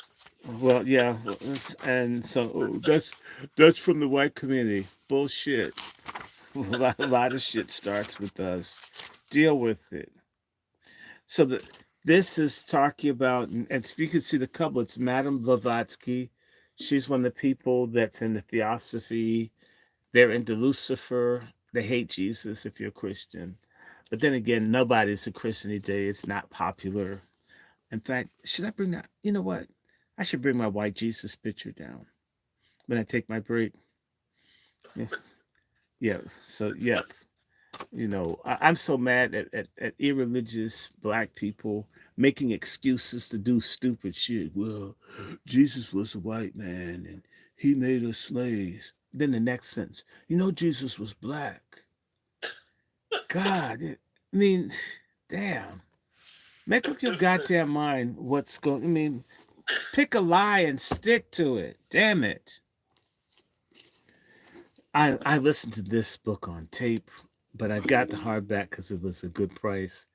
This is Phyllis Schlafly, my favorite conservative white woman, attacking feminism. And it's so good the way she breaks those studs down. It's great. It's great. Phyllis Schlafly, Feminist Fantasies. And the forward was done by someone that hates Ramaswamy named Ann Coulter. Sometimes I really agree with Ann Coulter. Sometimes the Amazing. conservatives. Dr. Short, listen, I'm going to tell you something today. She's the first one to call out that fraud Ramaswamy. Unfortunately, we're doing a show, right? And this is going to be in the atmosphere, right? I found myself agreeing with Steve Bannon this week. Yeah, well, Steve Bannon did a cut. Everything he does isn't wrong. I never ask people to love political parties. I ask people to love God, love their neighbor, and get the best policy from the politicians that you vote for. And if you accept bullshit, then accept yourself as a bullshit people. If you fight bullshit, then you're bullshit fighting people. We're on the same page. Go ahead. Yeah, Steve Bannon said something very interesting about the whole thing with immigration. And he basically said it's all about having indentured servants. And this is the whole reason why they want that. And, like we always talk about, it's a battle of resources. And he said that the resources need to be going to Black Americans and Hispanics. Yes, I heard about that. And he was up in Chicago. And he laid it out and why. And I was shocked that he said it. And it's interesting. Well, lockup was good for his ass. They need to lock up Biden. They need to lock up a bunch of people so they can have a reality check. I mean, there are a lot of people who've never, I've met people and seen them. They don't have to hear or know anything that anyone that doesn't look exactly like them in their same class that lives in the same source, but they never. It's only them. The rest of us don't. We merely exist. You've met them too, sir. And I mean, you can't. I mean, let's say there's a live wire, but they could get electrocuted. They drive, and you ask them, please, and they say, "Fuck you, nigger. This is right," and they can end up getting electrocuted, trying to show you, I know what I look like, and I happen to like it too, even if the hair's not combed. But this is my job to tell you not to get fried by the high voltage wire in the road. But other people are into I'm better than you instead of, come on, if you're better than me, then you should be able to hear me and take care of business. So, Dr. Short, what is Steve Bannon? Is he just a straight nationalist, or you mean a white nationalist? I don't know. I don't know him that well. All I'm going to say to you is I was in the same courtroom as him, and he didn't want to come to court to testify against Roger Stone, but he did. But what was really interesting was that my joke when he came in the courtroom was they made him go back to his room because his socks matched. Let me see. And oh my God, I've been getting down on this because this is something you're going to see a lot more people get in the cults and commit suicide, like Jonestown. Some of them are going to be black because black people look for ways to get destroyed. You can't tell them not to. It's my body, right? It's my punani, or what's that, vagina, whatever. But this is I got this one, was just kind of cute. It's just a biographical dictionary of American cults and sect leaders. So you can like learn about cults. And of course, I was then looking at Jim Jones just to see, and his name was James Warren Jones.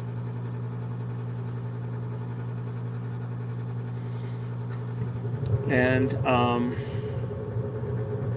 let me see. Listen to this, because most people, when they talk about Jonestown, you know, all those sorry ass people that followed him that were black. Let's read what they followed to the jungles of South America. In California, Jones began to build both the People's Temple and involve himself, in local politics. During his first months in California, he became the head of the Mendocino County Grand Jury. He was later appointed to the board of the San Francisco Housing Authority, and he became an acquaintance and a political ally of the mayors and governors. Within the temple, Jones' leadership became increasingly autocratic, and in 1971, buildings were purchased in the Los Angeles and San Francisco, and the congregations were begun among poor blacks. A small group of whites joined the temple. A high proportion of them moved into leadership positions. Sounds like the Kamala Harris campaign. As the membership grew, along with Jones's power, he took control of individuals' lives.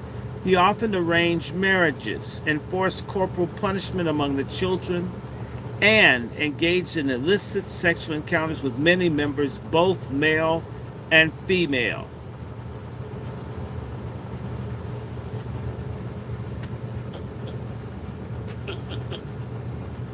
Read that again, Dr. Short. I don't think most people heard what you were saying about Jim Jones. It said that, wait a second, he often arranged marriages, enforced corporal punishment among children, and engaged in illicit sexual encounters with many members, both male and female. Are you feeling me? And so the majority, the disproportionate number of people that died in Jonestown were black females, which means they were in a church where a white man raped and attacked and assaulted men and women and had the children beaten. And you stayed. You stayed. You stayed. And it's supposedly a spiritual, holy God place. I mean, you're supposed to have the pastor sleep, and yeah. And he got accused of sexual harassment, abuse, or something. You stayed, just like they stayed with Eddie Long, yes. Just like they stayed with Jamal Bryant. Just like they stay with Creflo Dollar, and like they stay with TD or Take Dick's Jigs. Stay with that. Short. It's a question in regards to Jim Jones.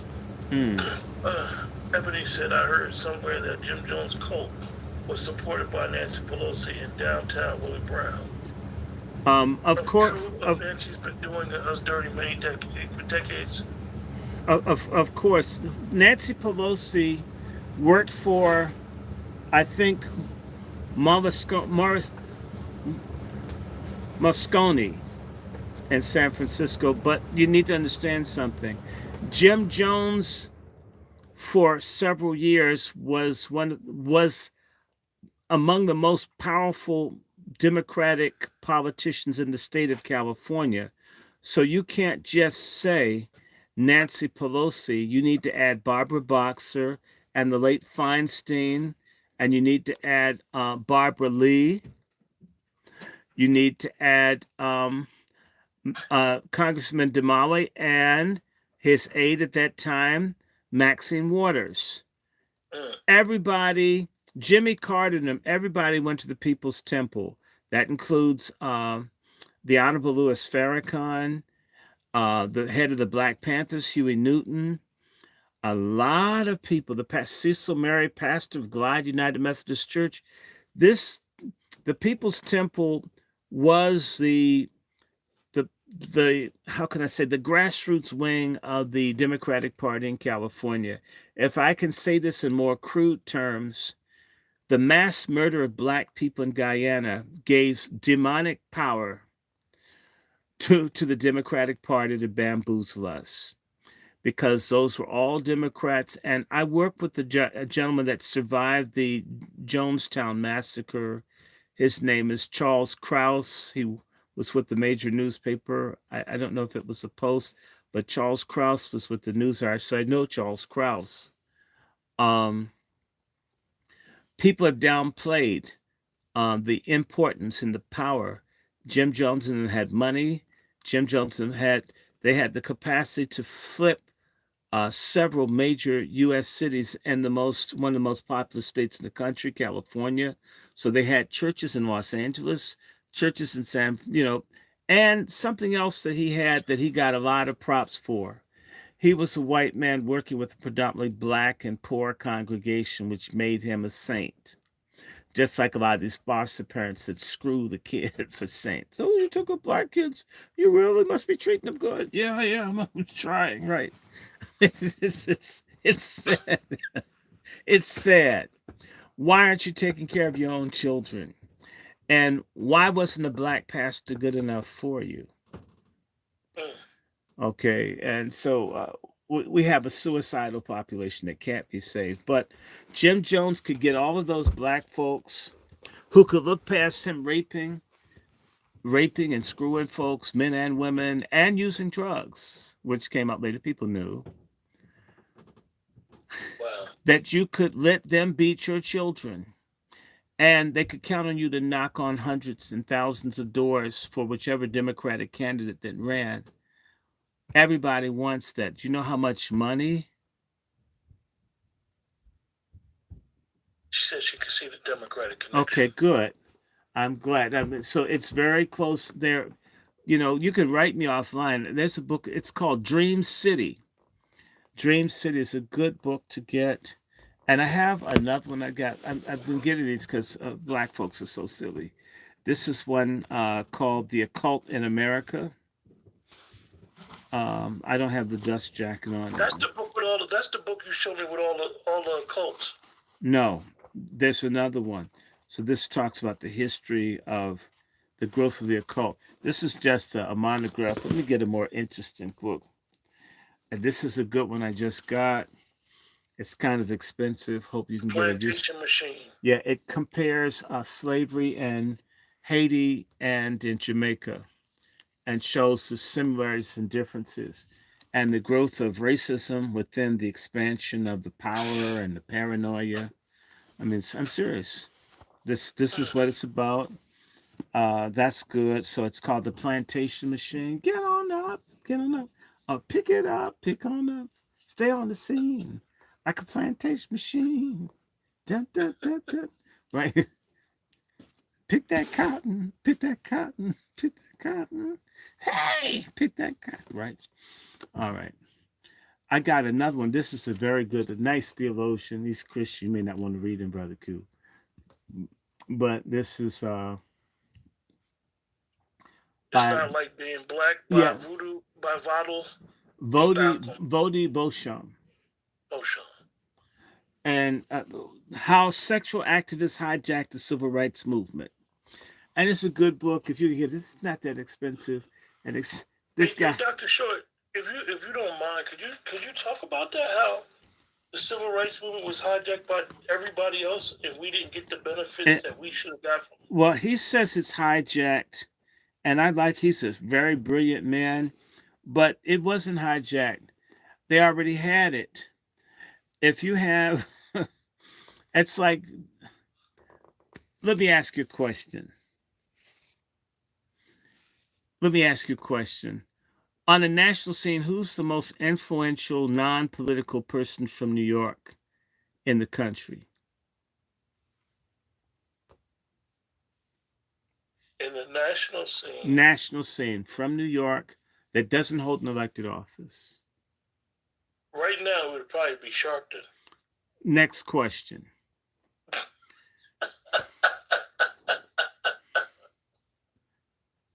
Have you ever heard that Al Sharpton was different from how he is now when he was young? Absolutely. How different did you hear? Well, we physically we could tell he was different. Okay. And even from the outside, from what I know, he wasn't well liked in his ministry.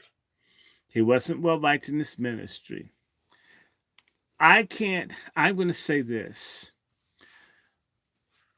There are persons who are well situated to know to say that Andrew Gillum has a soulmate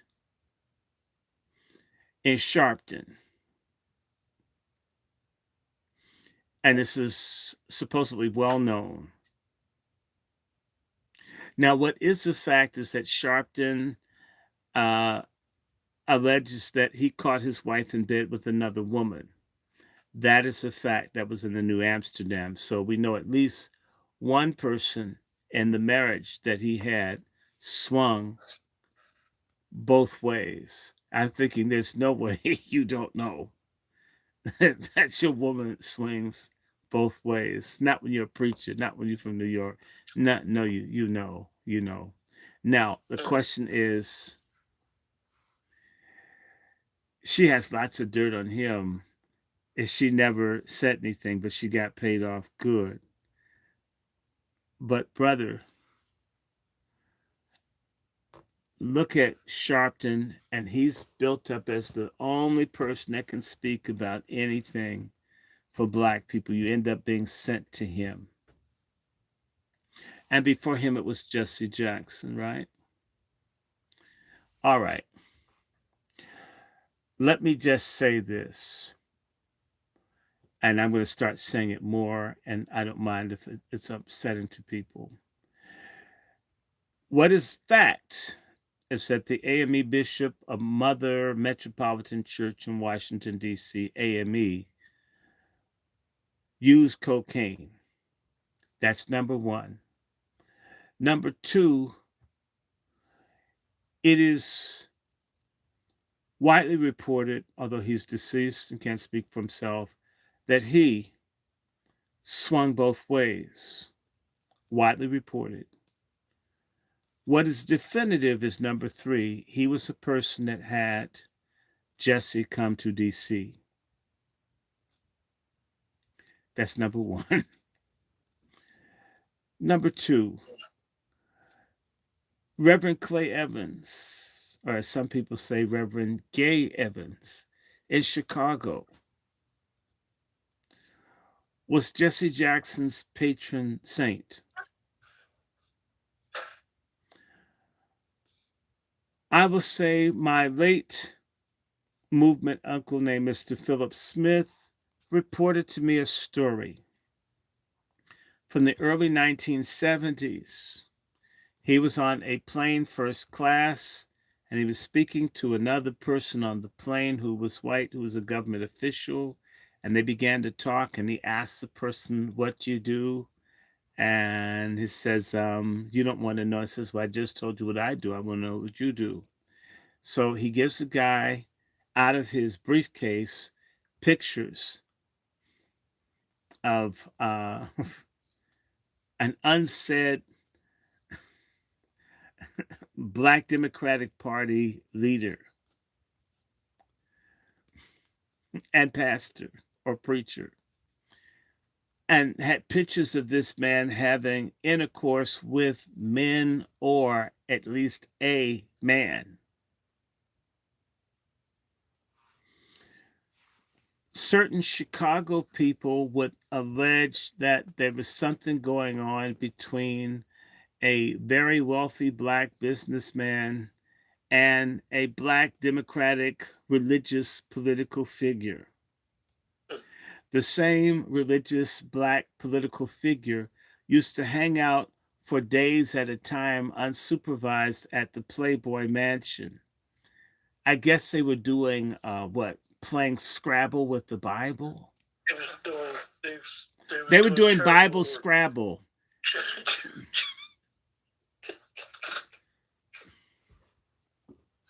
And Bible Scrabble, Dr. Short. Bible Scrabble. And I'll do some more to answer this person's question, your question. Barbara Jordan, stud. John Lewis, a queen. And we could do more of these people. These people are already there. There are questions about Ralph Abernathy, and I hope the people are of age. So there's a lot of freakiness. You have to understand a lot of the people that were in the civil rights movement, in order to get ahead of black people, because initially the student revolt was organic among young black men that were tired of bullshit.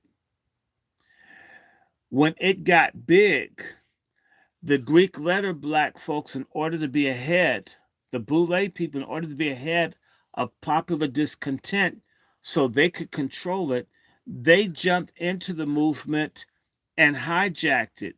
In the early 60s, when it became a youth thing, it became a Boule thing.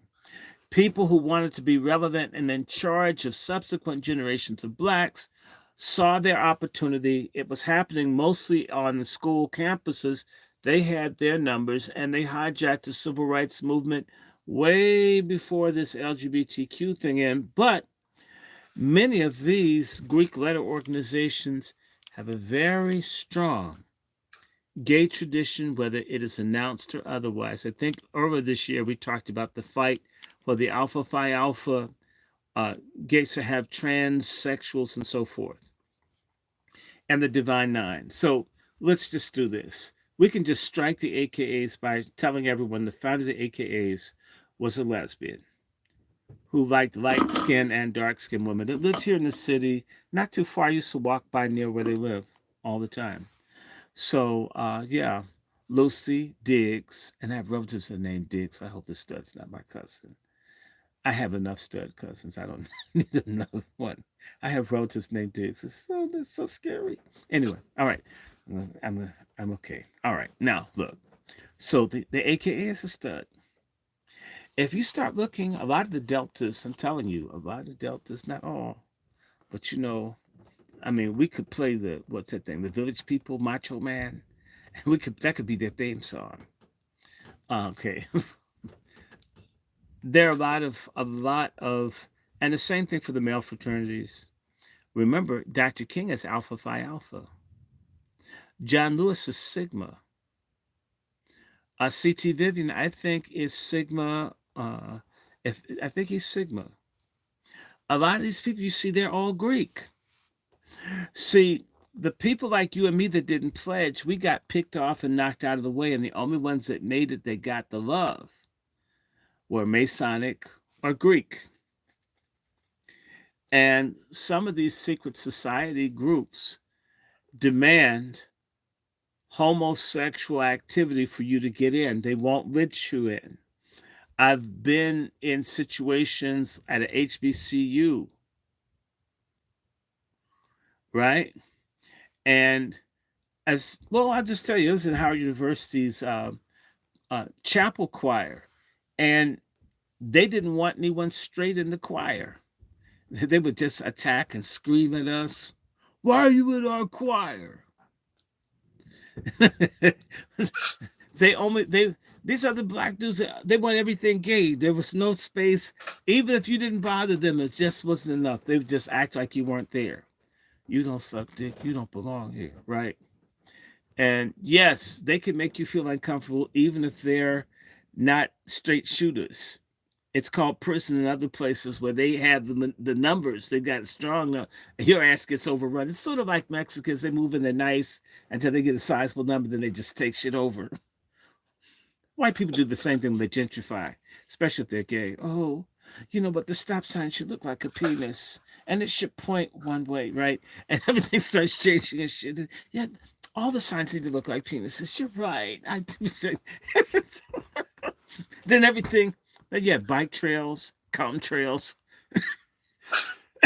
You have all this stuff to accommodate their bullshit. Well, So you guys, we're gonna take a 2-minute break. I use the bathroom real quick. Oh, you do? No, if you were Diddy, he wouldn't let you leave. And you know what? Denzel Washington would sit there and watch and go up and tell him, you don't respect nobody. We'll be right back. We'll be right back. Hey. Oh, my God. Ben Crump. Yeah, he's Greek, too. Ben Crump is Greek. Marcia, email me the book exchange. But I have to see what they have. Okay, y'all. Should I do something? I should take a break for just 1 second. Oh my God, we've got 45 minutes. Give me 1 second.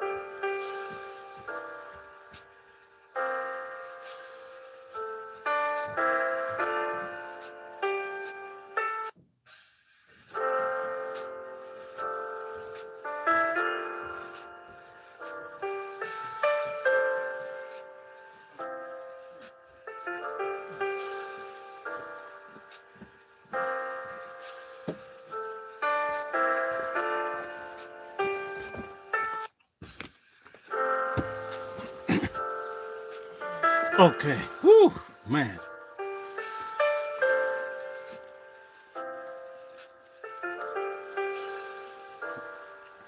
Mm. He must be taking an end of the year dump. I thought he was doing a number. And we're back. Oh, I thought you did a number two. You went Nah, to eat. I went to the bathroom and I got some of this trail mix that I had here. Well, my trail mix was a pork chop. And then I wanted to turn the light on. I'll be sitting in the dark like I'm crazy. Mm. Well, you're probably sound like a white mask killer. You can go see somebody. So Um. excuse me while I chew in your ear a little bit. Well, no, I But ate. I was able to eat mine. I've been. let me ask you, Dr. Short, because it was one of the questions that Gene had asked. What is your hold on? What is your she had came in late. Him, excuse me if it's a guy. Did you guys discuss major possibilities for 2025? Oh no, we didn't. And let's do it. Anything's on the table in 2025. A depression, World War III, riots. Biden and them have made such an effing mess until anything bad could happen. And the public, which is not really united fully behind Trump, will get mad at him at any minute if there's not all goodwill for the first 6-7 months. He's got to really do things that typically they pick people that are problematic, like Matt Gaetz. He's going to have to pick people other than hard ass white men. Get some smart ass white men. It really is possible. Okay, all this discussion, all this Some of the people. discussion about intellectual inferiority of black people. If some of his picks make every black wino look like Einstein. So get good people. Don't put sorry ass people. Now the white woman in Florida that to replace Gates, she's sharp. Kennedy's sharp. But again, Swami, excuse me. Only thing he knows how to run is gel in his hair. These people, please get out of my face. 2025, you could see the war expand in Syria. You could see Lebanon have a civil war. You could see Jordan go. You could see the French kicked out of Ivory Coast, which would be, and Cameroons and Senegal. You can see expanded wars in the Sahel as these countries try to wage dirty wars to bring the Africans back on the plantation. Nigeria could have a civil war. Someone asked you a question, another question. No, I'm just saying there's so many things. There could be peace between Russia and there's so much money being made off the people killing. Trump is going to have to be his other self and not go with the money. I think that they'll stop that war, but I also think you're going to see a lot of illegal migrants being driven out of countries worldwide, Europe, everywhere. If you don't belong somewhere, your ass needs to be where you came from, or at least where you have papers for. Don't show up without any damn papers. What do you think about the fit with Trump and Musk? I think it's a bromance due to fail. Elon is 10 times more narcissistic and malevolent than Trump. And Trump has to be the diva bitch in front of the choral ensemble. Elon Musk doesn't know how to sit his Jewish South African ass down. The U.S. government is not a company that the taxpayers gave you money to lose money with. I mean, I didn't vote for him. You didn't either. I didn't vote for Swami. I didn't vote for some stupid people. We voted for Trump because he knows how to take care of business. Now, yes, he needed their money, and if he was a businessman, it's time for him to swindle their asses like he's done other people. I mean, you have my permission to cheat their ass, Trump. Cheat them, just like you did. Do you foresee arrests and charges against members of the Democratic Party? Well, you know, I like science fiction too. I don't see it Okay. happening because, you know, if they do that, people can open up on who's a Klansman, who's a Nazi, who's a pedophile. You have to understand if you point your finger at someone, you have to be prepared for people to point fingers at you, even if they're lying. Um, I don't think that the people really want because they're so scared. If they did lock up some people, it would be interesting because it sets a precedent for this to happen. And then they're going to need to lock up people that did worse than these high profile things. So I think a part of the corruption is not fixing a problem, but letting it fester. Unless Trump and them saying we don't care how angry we make the public, the same way Biden and them didn't care about high prices for food and everything, and they just kept ignoring it. Unless Trump and them are willing to antagonize those people in the public that would get angry with a move he would make around that, and he has to be willing to say, "Hey, I'm not going to have good polls, but fuck it, I'm going to do this." If he does the right thing, great. If he doesn't, don't be surprised if he lets the same old stuff go on.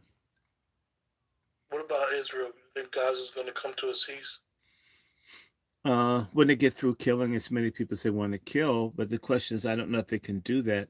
If you watch a couple within the last day, 5 Israeli soldiers were blown up in Jabalia, and they're still killing people. I think in the last couple of weeks, they've killed about 40 Israeli soldiers in Gaza, and I'm not saying that Palestinians aren't losing maybe 100, 200, 300,000 times more lives, but any resistance from Hamas is going to continue the Israeli overaggression, and yet the people in Hamas have a right to defend or fight for themselves. So you have, and Netanyahu, as you know, he's had his prostate removed.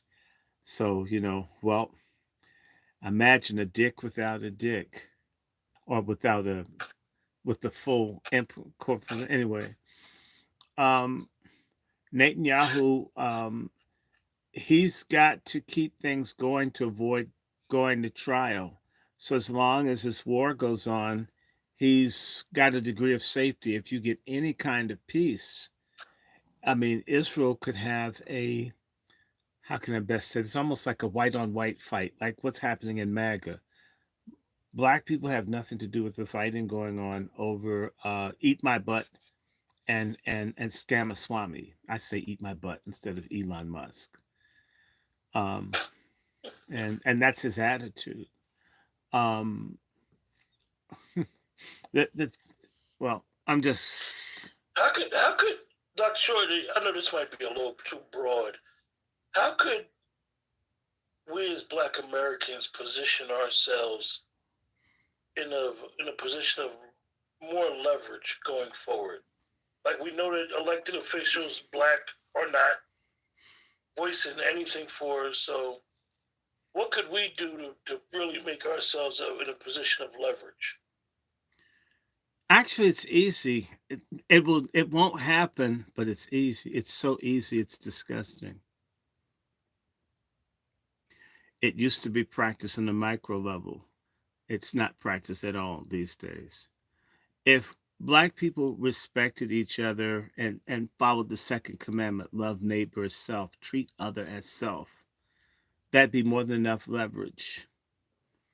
Um, it's an issue of the spirit and the heart. It's not physical. As long as we elect to be lawless towards each other and to do all this, I'm talking about the greater majority, either are riding the fence, not paying attention, not trying, or part of the problem. As long as we don't cooperate and work collectively and support and reciprocate with one another, we basically, whether we deserve it or not, we're going to get what we've been getting, if not worse. Right? It's really, we've got $2 trillion, and essentially 1.9 trillion or more of it goes to everybody else. No people survive with almost 100% disinvestment in self. That's like a person that it's imagine, like the beans lady. When you went to the cafeteria, there's always a bitch in front of behind the green beans. It's the same one with the little bag on the head and shit. You wish you could choke her with it because the food's bland. Okay, right? Are you following me? The person that the person that keeps doing the same thing that they're always going to do, keep getting the same thing. Why would the person with the green beans tray give you mac and cheese? Why are you looking to that? Show me another place where if you gave all your money to somebody else and you probably didn't have enough for you, what would your situation be? Bad. Most of the people that are poor in our community are children and elderly people. There are a lot of men that are broke, but you know what? In reality, 40, 50 million or so black folk are making it with $200 billion. And the other ones have they have $1,800,000,000,000. Are you getting me? The top 10% of black folks have all of this money. If we stuck together, $2 trillion goes a long way. A few billion would go a long way. Here's a disgusting thing. I've seen it. That's why I damn the boule all the time. You see people like you saw for the Kamala Harris campaign, people like Roland Martin and others complaining that she wasn't spending money with black vendors. They didn't care about her policy and they didn't care about anyone. They simply wanted some of the $2 billion that she got. That's And what I call the $2 billion grift. Roland Martin and all these other people got paid off of this money. They told black people expect nothing. That was part of their elevator pitch to get these huge sums of money to do basically moronic interviews with Kamswala. But so why not change? Why not look? We have somewhere between 9,250 to 10,000 black on black homicides almost annually. Somewhere between 9,000 to 10,000 black folks shot down every fucking year. And they'll cry more about Tamir Rice and Trayvon Martin. If you can get a white perpetuator of the crime, oh my, and sorry ass George Floyd. I mean, I want to put my knee on his neck to make him stop saying "mama." But what are your thoughts? But you get my point. But all these murders we have, all the abortions, that guy that got beaten to death in upstate New York, you and I know that thousands of people are injured and killed every year in jails, and it's and disproportionately black, no outcry, nothing, zilch. Okay, Yeah. when those things happen, people say, you know what? I'll tell you something about black Americans. They don't give a fuck about each other. So they're not going to care what we do to them. We invite the oppression. We invite it. We excuse it. We justify it. We enable it. If we started respecting self and demanding others respect us, even if it came to blows, eventually certain things would change. These large black urban communities all over the country that are diminishing, they came out of a struggle because when they initially moved to the cities, people didn't want them there. And of course, there's certain situations where people says, we're just going to attack you because we don't like you. And only after people in these communities fought back. And I'll put it very crassly. I'm a white thug in a black neighborhood starting stuff and I end up in a body bag. The message goes back, I really hate those porch monkeys, but they can kill you just like we kill one of them. Oh, wow, I never thought about that. Well, let me just stay among people like me who hate them. And in that system, what a lot of people don't know in that system, Dr. Short, and I don't want to minimize what people go through in a free society, but make no mistake, behind the walls, people playing for keeps. Mm-hmm. And we're just playing. Not to scare anybody, but it's only one thing in there.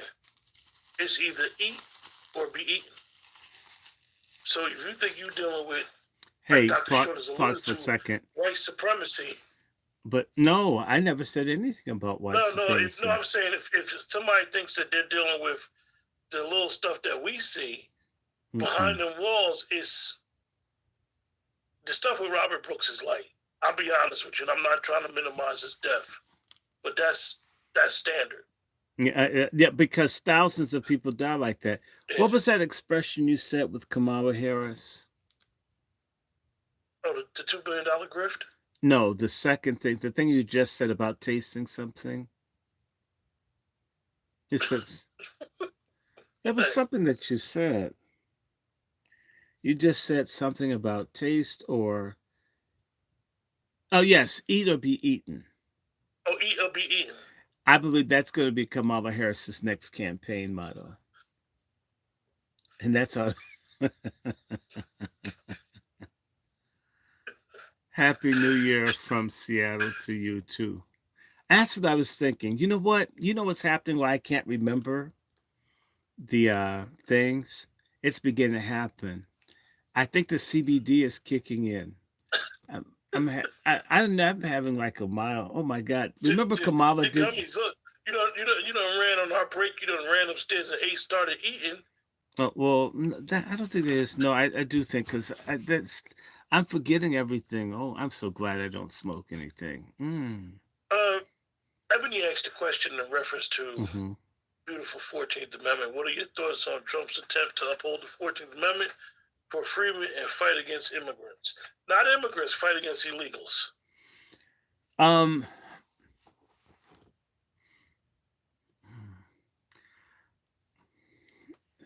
My feeling about this whole thing is summed up in the Elvis Presley song. I got a letter in the mailbox, it marked Special D.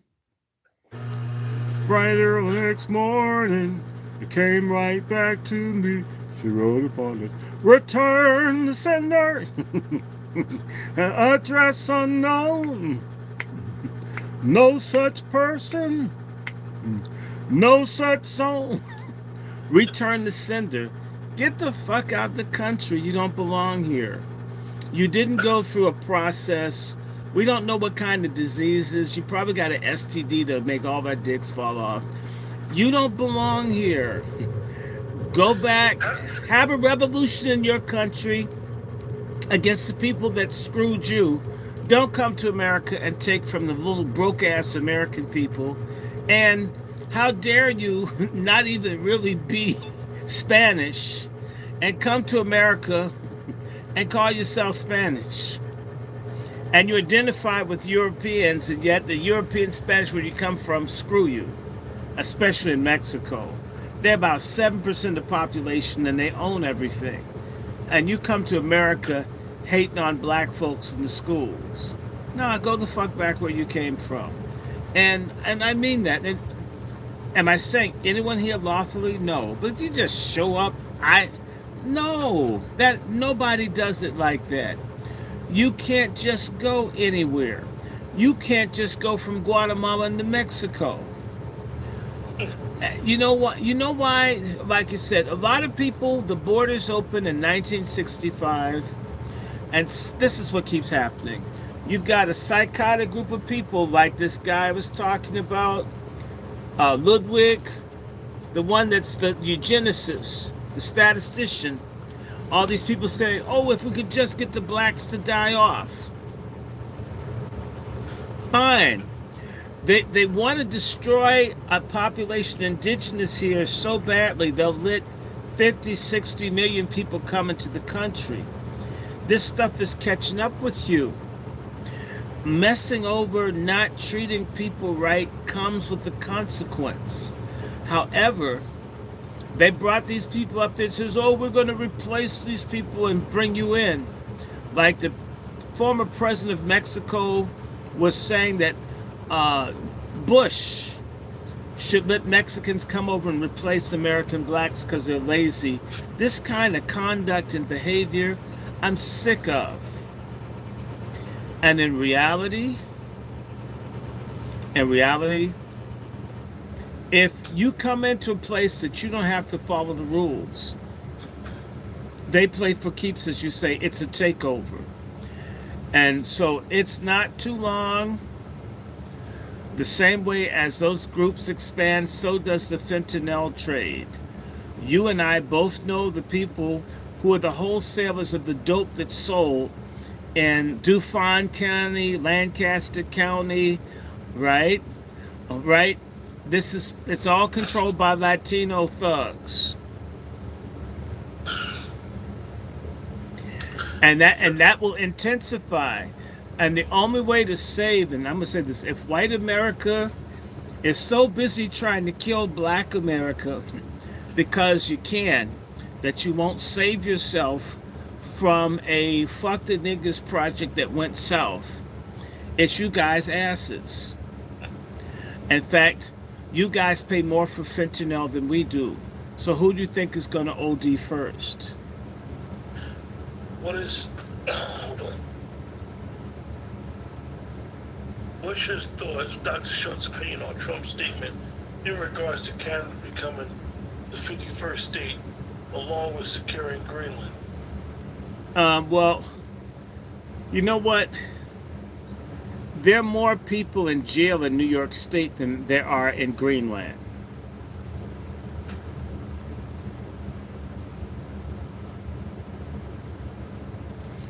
And definitely more in California. Don't you think, sir,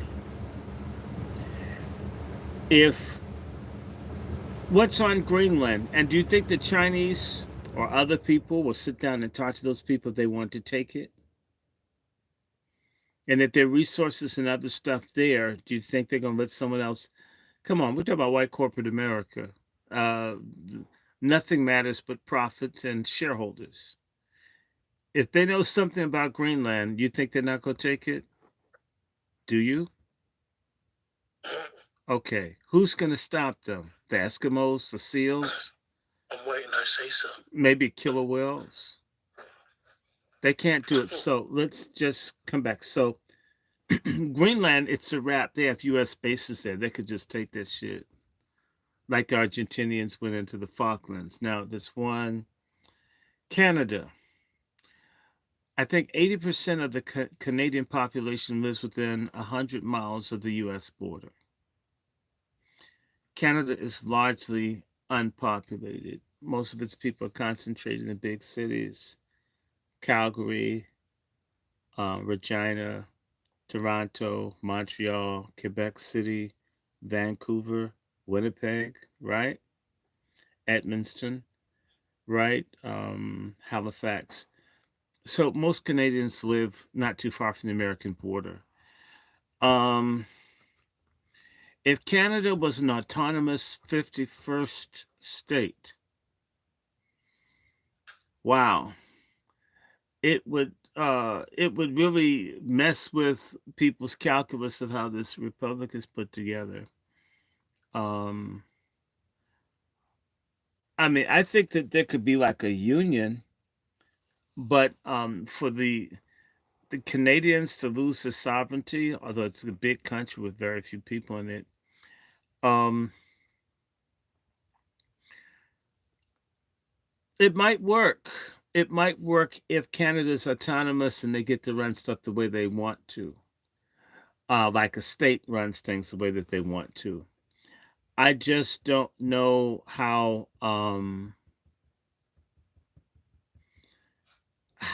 adding 40 million people to the United States would be a incredible thing. Like, I think it would make some things better, make some things strange. That's my answer. Uh, I could see some good come out of it. I can see issues. Like, what if the French-speaking Canadians didn't want to be a part of the United States and wanted to be, if Canada's going to be dissolved as a nation, can we have a section of Quebec for French speakers if they really want, if the Quebecois want to do this? It could go odd ways, but keep going. You got another? Couple more questions, then we're gonna call it a night. Okay. I got this question again. A flat Earth theory. Can't speak on. Dr. Short, you want to speak on? What's it? Read it. Tell me what it says. I gotta ask this question again. Flat Earth theory. What is it, Rodney? What's your question?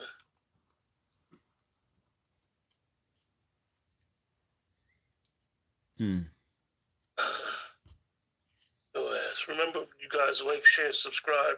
That's the best way to support the channel. Dr. Short's Cash App information is on the screen, as well as my Cash App information is on the screen. Trust me, all the proceeds that people have donated to any of the platforms that we deal with always goes back into what we do. As far as books, information, StreamYard, and the like. Yes, and expect more to come. Now, I got to tell you this. What's the question? Rodney? You put is true.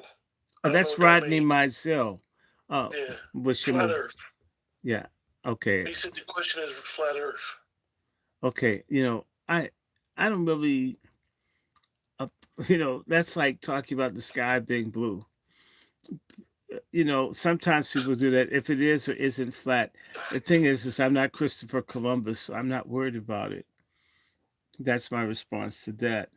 I was going to tell you and remind you, and I'm hoping, and there's a possibility that we're going to be able to talk with Jaguar Wright one of these days on a nice big platform. And that's kind of weird. It's really weird. Rodney said yes or no. I don't know. I told you I don't care. I mean, it's not important to me. I'm not going to get into it, Rodney, to be honest with you. I know that we have Sister Azima. She comes on and she worked for NASA, and she said that the Earth is round. I can't. No. I don't like that either. That's insulting. There are a lot of black folks, and they have this esoteric shit, and they like to argue it. It's big out of the Northeast. You guys in New York and Boston, like in Philly, they have these different esoteric groups. I don't care about any of it. In fact, I forgot to get my white Jesus. I could have made some people hang out. Yeah. Well, you guys, we're gonna close it down for the night. Oh, you're falling asleep. Appreciate it. I am getting tired. I know. Crazy. And you know what? I think these gummies got to me. Oh my God. I'm having a Kamala moment. Depending on how to I'm gonna answer your question. I'm gonna put it on the screen. I'm gonna answer your question. You said why Jaguar Wright is schizo and bipolar and a liar who embellishes and mixes facts with half-truths and outright lies. Okay. I can't say that about Jaguar Wright, personally, and I won't use my platform to disparage her, right, in any way. And she has a right to say what she wants to say. And if somebody has a problem with her, sue her. Sue her. Sue her. No, and I don't even want to talk about that. But if there's nothing to any of this, the police don't. Other people look who just jumped in the chat. Who? Brother Lone Wolf. Dr. Short was talking about you today. Oh yes, well we are talking about Lone Wolf. Look, Jaguar. I'm sick and tired of colored folks. We're talking about what would make black people better.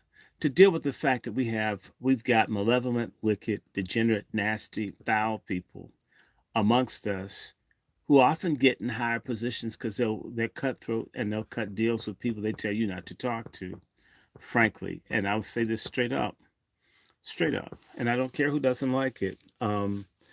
Those parties were nasty. in the 90s. It happened here at Howard and Howard, DC area. This stuff's been going on. It's not just them, but you know what? Their asses got caught. And I want to say to all the people that are standing and you support and you think these people represent Black wealth and achievement, I want to remind everybody that that attorney Busby down in Texas has over 100 victims that are underage that were supposedly raped and molested at these freak-offs by all kinds of people. And they have video and other things, people. And I want to say to them, about a third of them are white. And particularly if it's a Black man that wrote, you can get your own throat cut. If in fact there's video of Black male adults hurting, raping white children, we're going to catch hell. And so for all of you that like these no good Pied Piper, Luciferian Negroes, some of us are going to pay with our lives when folk who are armed to the teeth and united and find relevant stuff to get behind decide to put a bullseye on one of our heads over an affront to their community. Because when these people see folks cheer on Diddy, and if there's any evidence that he's molested children of other ethnic groups of people, that is an act of war to all my stupid Black American associates who don't understand this is such thing as group dynamic conflict. And in a lot of places, if you mess with their women or their children, a war commences. These folks will see that and they won't say, oh, those are people wilding at a party. They will say those niggas are running trains on our precious children. And who best to target or hurt when you're angry at the Black community? Lynching says Black men. So it's all of these dumb Black men that wish they had been on the list to go to the party because you think that that kind of debaucherous living is something to aspire to. Y'all gonna pay. Those video pictures they can capture. What if they start doing RICO and arresting all the people in those tapes? You're going to see the mass incarceration of some of these A-list Negroes. And a lot of people who, mayors, politicians, if they went to that, they're going to go. And the face of it, no matter how many people are white, do you really think that they're going to represent the Diddy trial with all the white faces, or would it be with all the Black faces? Black faces. It's going to be OJ 2.0 for us. We're collectively going to be punished. So, in fact, Jaguar telling the truth, it's one Black person saying there's an issue. These people do stuff that's horrible to folks. And says, oh, someone out there that looks like them has a conscience, but the fact that we're silent about this, it's going to come to haunt us. Now, that's a promise for 2025. If there's footage of Blacks abusing sexually white children and people giving each other high five and laughing, we're going to pay for that. That's going to be played on all the things everywhere. They're not going to say it's the people at the party. They're going to say it's us. It's called collective punishment, and that's the way this country's worked for 400 years. And these no good bastards in the Boule and others have brought this, and they won't even stand with your defender. They can go to another country. They'll run away. So they'll throw a rock at a pack of Klansmen and run away next to your house. You get all burnt up. Not that you have to like the Klansmen, but you pay for their sin. We have to stop paying for the crimes of the Black elite. And if that's painful for you, you're not man enough to deal with reality intellectually. Diddy and them have hurt us. They've harmed us considerably. They've destroyed us morally and ethically. They've been Pied Pipers of genocide by drugs, death, and wickedness, Luciferian, bohemian behavior in our community. Whether you think so or not, the fact that if you don't think so, you've got a problem. We're being destroyed. And they're helping, and they're getting rich, and they're folks who aspire to have a champagne flute next to someone that has spiked baby oil. And who is the baby oil for? Don't use it for adults. with that, we're gonna close it out. Hopefully we'll be back. If not tomorrow, I don't Hang in think. here. We got 5 minutes. We can count down. Yeah, bring the new year, brother Juan. I seen you just came through in the chat and spoke. And how you doing tonight? No, Dr. Short thought you was going to expose him. No. It's look, my friend. There's a lot to happen. 2025 is going to be the year of the busted pimp. Ebony said they've helped to destroy our music, our artists, and our ability to take control of our music. That's right. Oh, absolutely. And so why is somebody defending that? Maybe they want to be at one of those after parties. But anybody wants to party with Diddy, especially if you're a man, and you know that these people are booty bandits, and they will drug you even if you didn't want to go there for it and give it to you anyway. You have to kind of be twisted to want to be around such people. I think one of the things with Jaguar, and if she does come on the platform, I will ask her, is that sometimes in our community, we blame the victim. I saw something earlier where there was a victim of, well-known victim of African Bambaataa. And I saw individuals talking and disparaging the victim. Well, you know, basically like attacking his manhood because he was a victim of a sexual crime. Well, see, we need to stop. See, I like the Bible that says there's none righteous, no, not one. If you run around and say, oh, well, because black people been oppressed and hurt by white people, they're literally more moral and decent than other people are, you're deceived. There's the ability to be great human beings and the ability to be wicked human beings, depending on the choice. So we shouldn't be surprised that you'll find there's certain black folks who they're on the side of whoever is strong. In particular, we're more like that than other people because we're tired of being powerless. A lot of us have Stockholm syndrome. And I would just say to you about Africa Bambaataa, you've got to have Sister Keisha. It was a sister that pressured people to go after Africa Bambaataa, a friend of mine.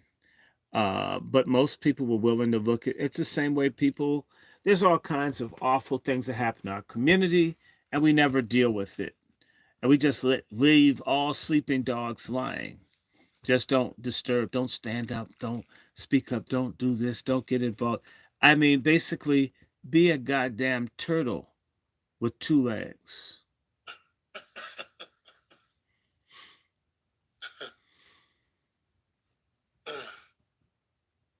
Yeah, we do this in our community a lot, Dr. Short. We literally we'll praise the person committing the crime and look down on the victim. Sure. It's a weird thing that we have going on. And so therefore nothing surprising. And what the thing about it that I'd say of Jag is that you've been doing this for a while. And my question is, why just Pierce Morgan? Why not Real Life and the other people? Why not shut all of these people down? Right? I think the thing about it is just most people, the reason why she don't go on certain platforms is because most people will assume because of her mental state that she's not equipped to be saying what she's saying. But their inability to be able to hear what a person is saying and be able to take what a person is saying and understand that she may be a victim, not just financially, in business. It could be a whole slew of things. If you've been traumatized, but the issue is, this is what I don't like about Black Americans. If you have a history and a reputation of being a straight shooter and telling the truth, if one time out of maybe 25 or 30 you were mistaken, that shouldn't cancel all the times you were right. We tend to look for you messed up once, I don't have to listen to you ever. But the people who lie every day on the radio or television, they believe it. So Yeah. the people that lie all the time have nothing to prove, and the people that tell the truth or are trying to tell the truth have to be so perfect. And the standard's very high for the people that are doing what's right, and the standard doesn't exist at all for the ones that are doing what's wrong. That extends to relationships and marriages and almost everything. Um, Nothing that's grounded has the same value as something that's bullshit. I mean, how you marry, who you get with, what you listen to, where you get something really serious and grounded doesn't get a consideration. Um, in an age of information, that's a group or collective suicide death wish. And so my saying is there's nothing more tragic than an ignorant Negro in the information age. It's an age to be intelligent. It's an age to stop being stupid. And it's inexcusable. We have maybe half of the black men in this country can't read or have problems, severe problems reading. So they're functionally illiterate or illiterate. How the hell is that possible? And how is that common? And talk to any bus driver, or you have that happen. Certain people come and ask you, which bus is it? Because they don't know the numbers, whatever. I mean, you live in the damn country and you don't know numbers and shit. You've never seen that? Start taking the bus, you'll notice a lot of black folks will ask you that the bus is right in front of them, ask you, tell them what bus it is. They don't really want directions. They I want think you to Dr. tell Short, them the bus because they can't read it and fake it. Why not learn how to read? I mean, come on, it was something you couldn't do and now you're free. It seems like one thing you should know how to do is read. We got all these Dr. illiterate Short, people out here. my favorite thing now is when I do spend something with cash, Mm-hmm. is people don't know how to give you the proper change back. So you always got to double check what they're giving you because they don't even know. Mm-hmm. You have a cash register that's basically a computer. Well, you know Telling what? As long as they back. give you too much, it's okay. I've had that a lot too, and, Mm-hmm. and it were younger clerks. Mm-hmm. Well, I thought that they should have known how to. you know what I've noticed? They started putting black males on the registers. I noticed that what normally they have them doing they put the guys up because some people don't know what's going on. But look, it's 2025, everyone. We've made it into another year. And so we can say no pimp jive in 25. Pimps are gonna catch hell this year. If you're some kind of a pimp manipulator, user, you're gonna get beat down. You're gonna bleed out in the pavement of life. I just love it. Okay, he said good. Jaguars crew with the roots. She's what? They don't. No, the group she was part of the roots. No, shouldn't ask brother Annie Ansara about Jaguar rape, but I support her on the truth she speaks, especially Diddy and Jay-Z and those in the Roots crew. Those are the people she was around. Notice that I didn't talk that much about it. What would be interesting to me is that she's related to Kenneth Gamble. I've always been fascinated by the Philadelphia international music. Always. That's closer to me than Motown. Although I love Motown. So Motown and Philly are my favorite things. Oh, so Ebony, we jumping the gun for New Year's for you because you're in Chicago, right? So we're an hour ahead of you. So, but anyway, you guys in the chat, appreciate everybody for joining. Is Ebony sending me a wedding proposal? Hopefully we'll be back soon, very, very, very soon. If not, maybe tomorrow I can get Dr. Short. I can get him right. See, I need to get Dr. Short right before he messes with his gummy bears, you guys. Oh yeah, today was such an embarrassment. I feel like Kamala in that post-election interview when she was like the drunken aunt type person or the crackhead slut girlfriend of someone. Fight. We're gonna continue. Don't give up the fight. Well, Fight. fight meant something else to her. I know what she's made. Don't give it up. It's probably a word for sex toy. But anyway, um, Well, Jay Braxton. I'm gonna just talk about the. I don't know if Jaguar coming on this or any other platform will make it explode. One thing that I noticed, platforms explode for various reasons. Um, I appreciate on this platform. I appreciate those who choose to come on. Um, all is invited. I mean, I'm the type of person that I will let a person speak all day long. I mean, I grew up in North Jersey, so I know the party scene. So Jaguar won't be telling me not too much of the stuff that I don't already know. Maybe I won't talk about it because I choose not to talk about it because a lot of things that I get upset about is these older people who lived a certain white life and lifestyle who want to embellish the things they used to do. And some of the things that we used to do when we were 25, 26, 27, 28, let it be where it's at.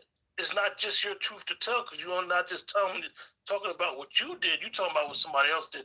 And I'm never going to be the one to be talking about nobody else that I used to run with or hang with or be friends with. Their business. I'm going to leave that where it's at. And even when we did the Pat Talk the other day, when we were talking about Fat Joe, I used some very colorful language. And I want to apologize because I try not to use the type of language. But I was so upset and passionate about what we were talking about because when you're a certain age and you've been through a lot of stuff and done a lot of stuff, you should be trying to talk about things that you did, not to glorify it, embellish it, romanticize it, make it seem like it was all good at your age now. And the reality is a lot of people died. A lot of people are on drugs. A lot of stuff happened. And we have an obligation to pass it on to the youngest that they don't have to make the same mistakes that a lot of us made. That's our right. That's our obligation to them. So hopefully Jaguar Wright will come on and she'll just talk. She might come up here. If you heard her sing, she can still sing. She might come here with that beautiful voice and start singing. Ronald Trump, as y'all see, has entered the building. He wanted to give us a proclamation going into 2025. I just want everybody out there to have a good time. Be careful. There are a lot of illegal migrants on the road. You don't want to lose your family, not over somebody that's been eating enchiladas for most of their lives. So I want to wish everybody a happy 2025. And please remember to vote red. For the next 10 years, I don't think I want to leave office. I want them to carry me out. I think I'm going to need lots of time because you let them steal the election from me. And there was no reason for that. You did it. You let it happen. Now you have Joe. He's fucked up everything. I'm going to fix it. But I need time. Work with me. And I want to say to the Black Americans, you didn't give me a chance, but a few more of you guys took a stand. More of you need to vote against these hoes. They just want to abort you and put you in prison. Now, I treated you better than anyone. I've been the greatest president. I'm your greatest friend. I love every one of you, except for you guys that are broke. So God bless America. Happy New Year. I'm Donald Trump, and I approve this message. That's right. I approve everything. You guys have a great night. We'll see you soon. What do you have to lose?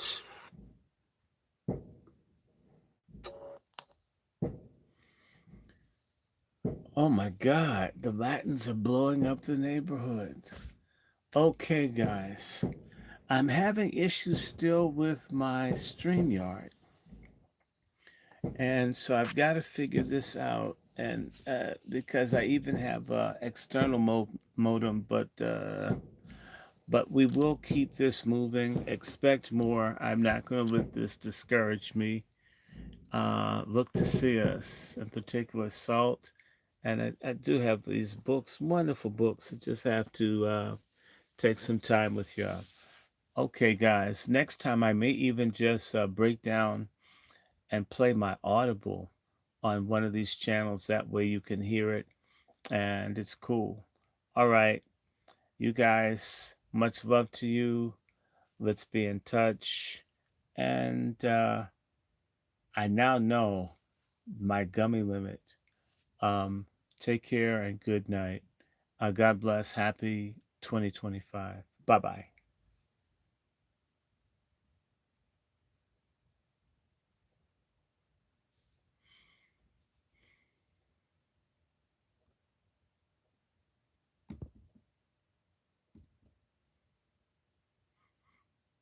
Mm-hmm.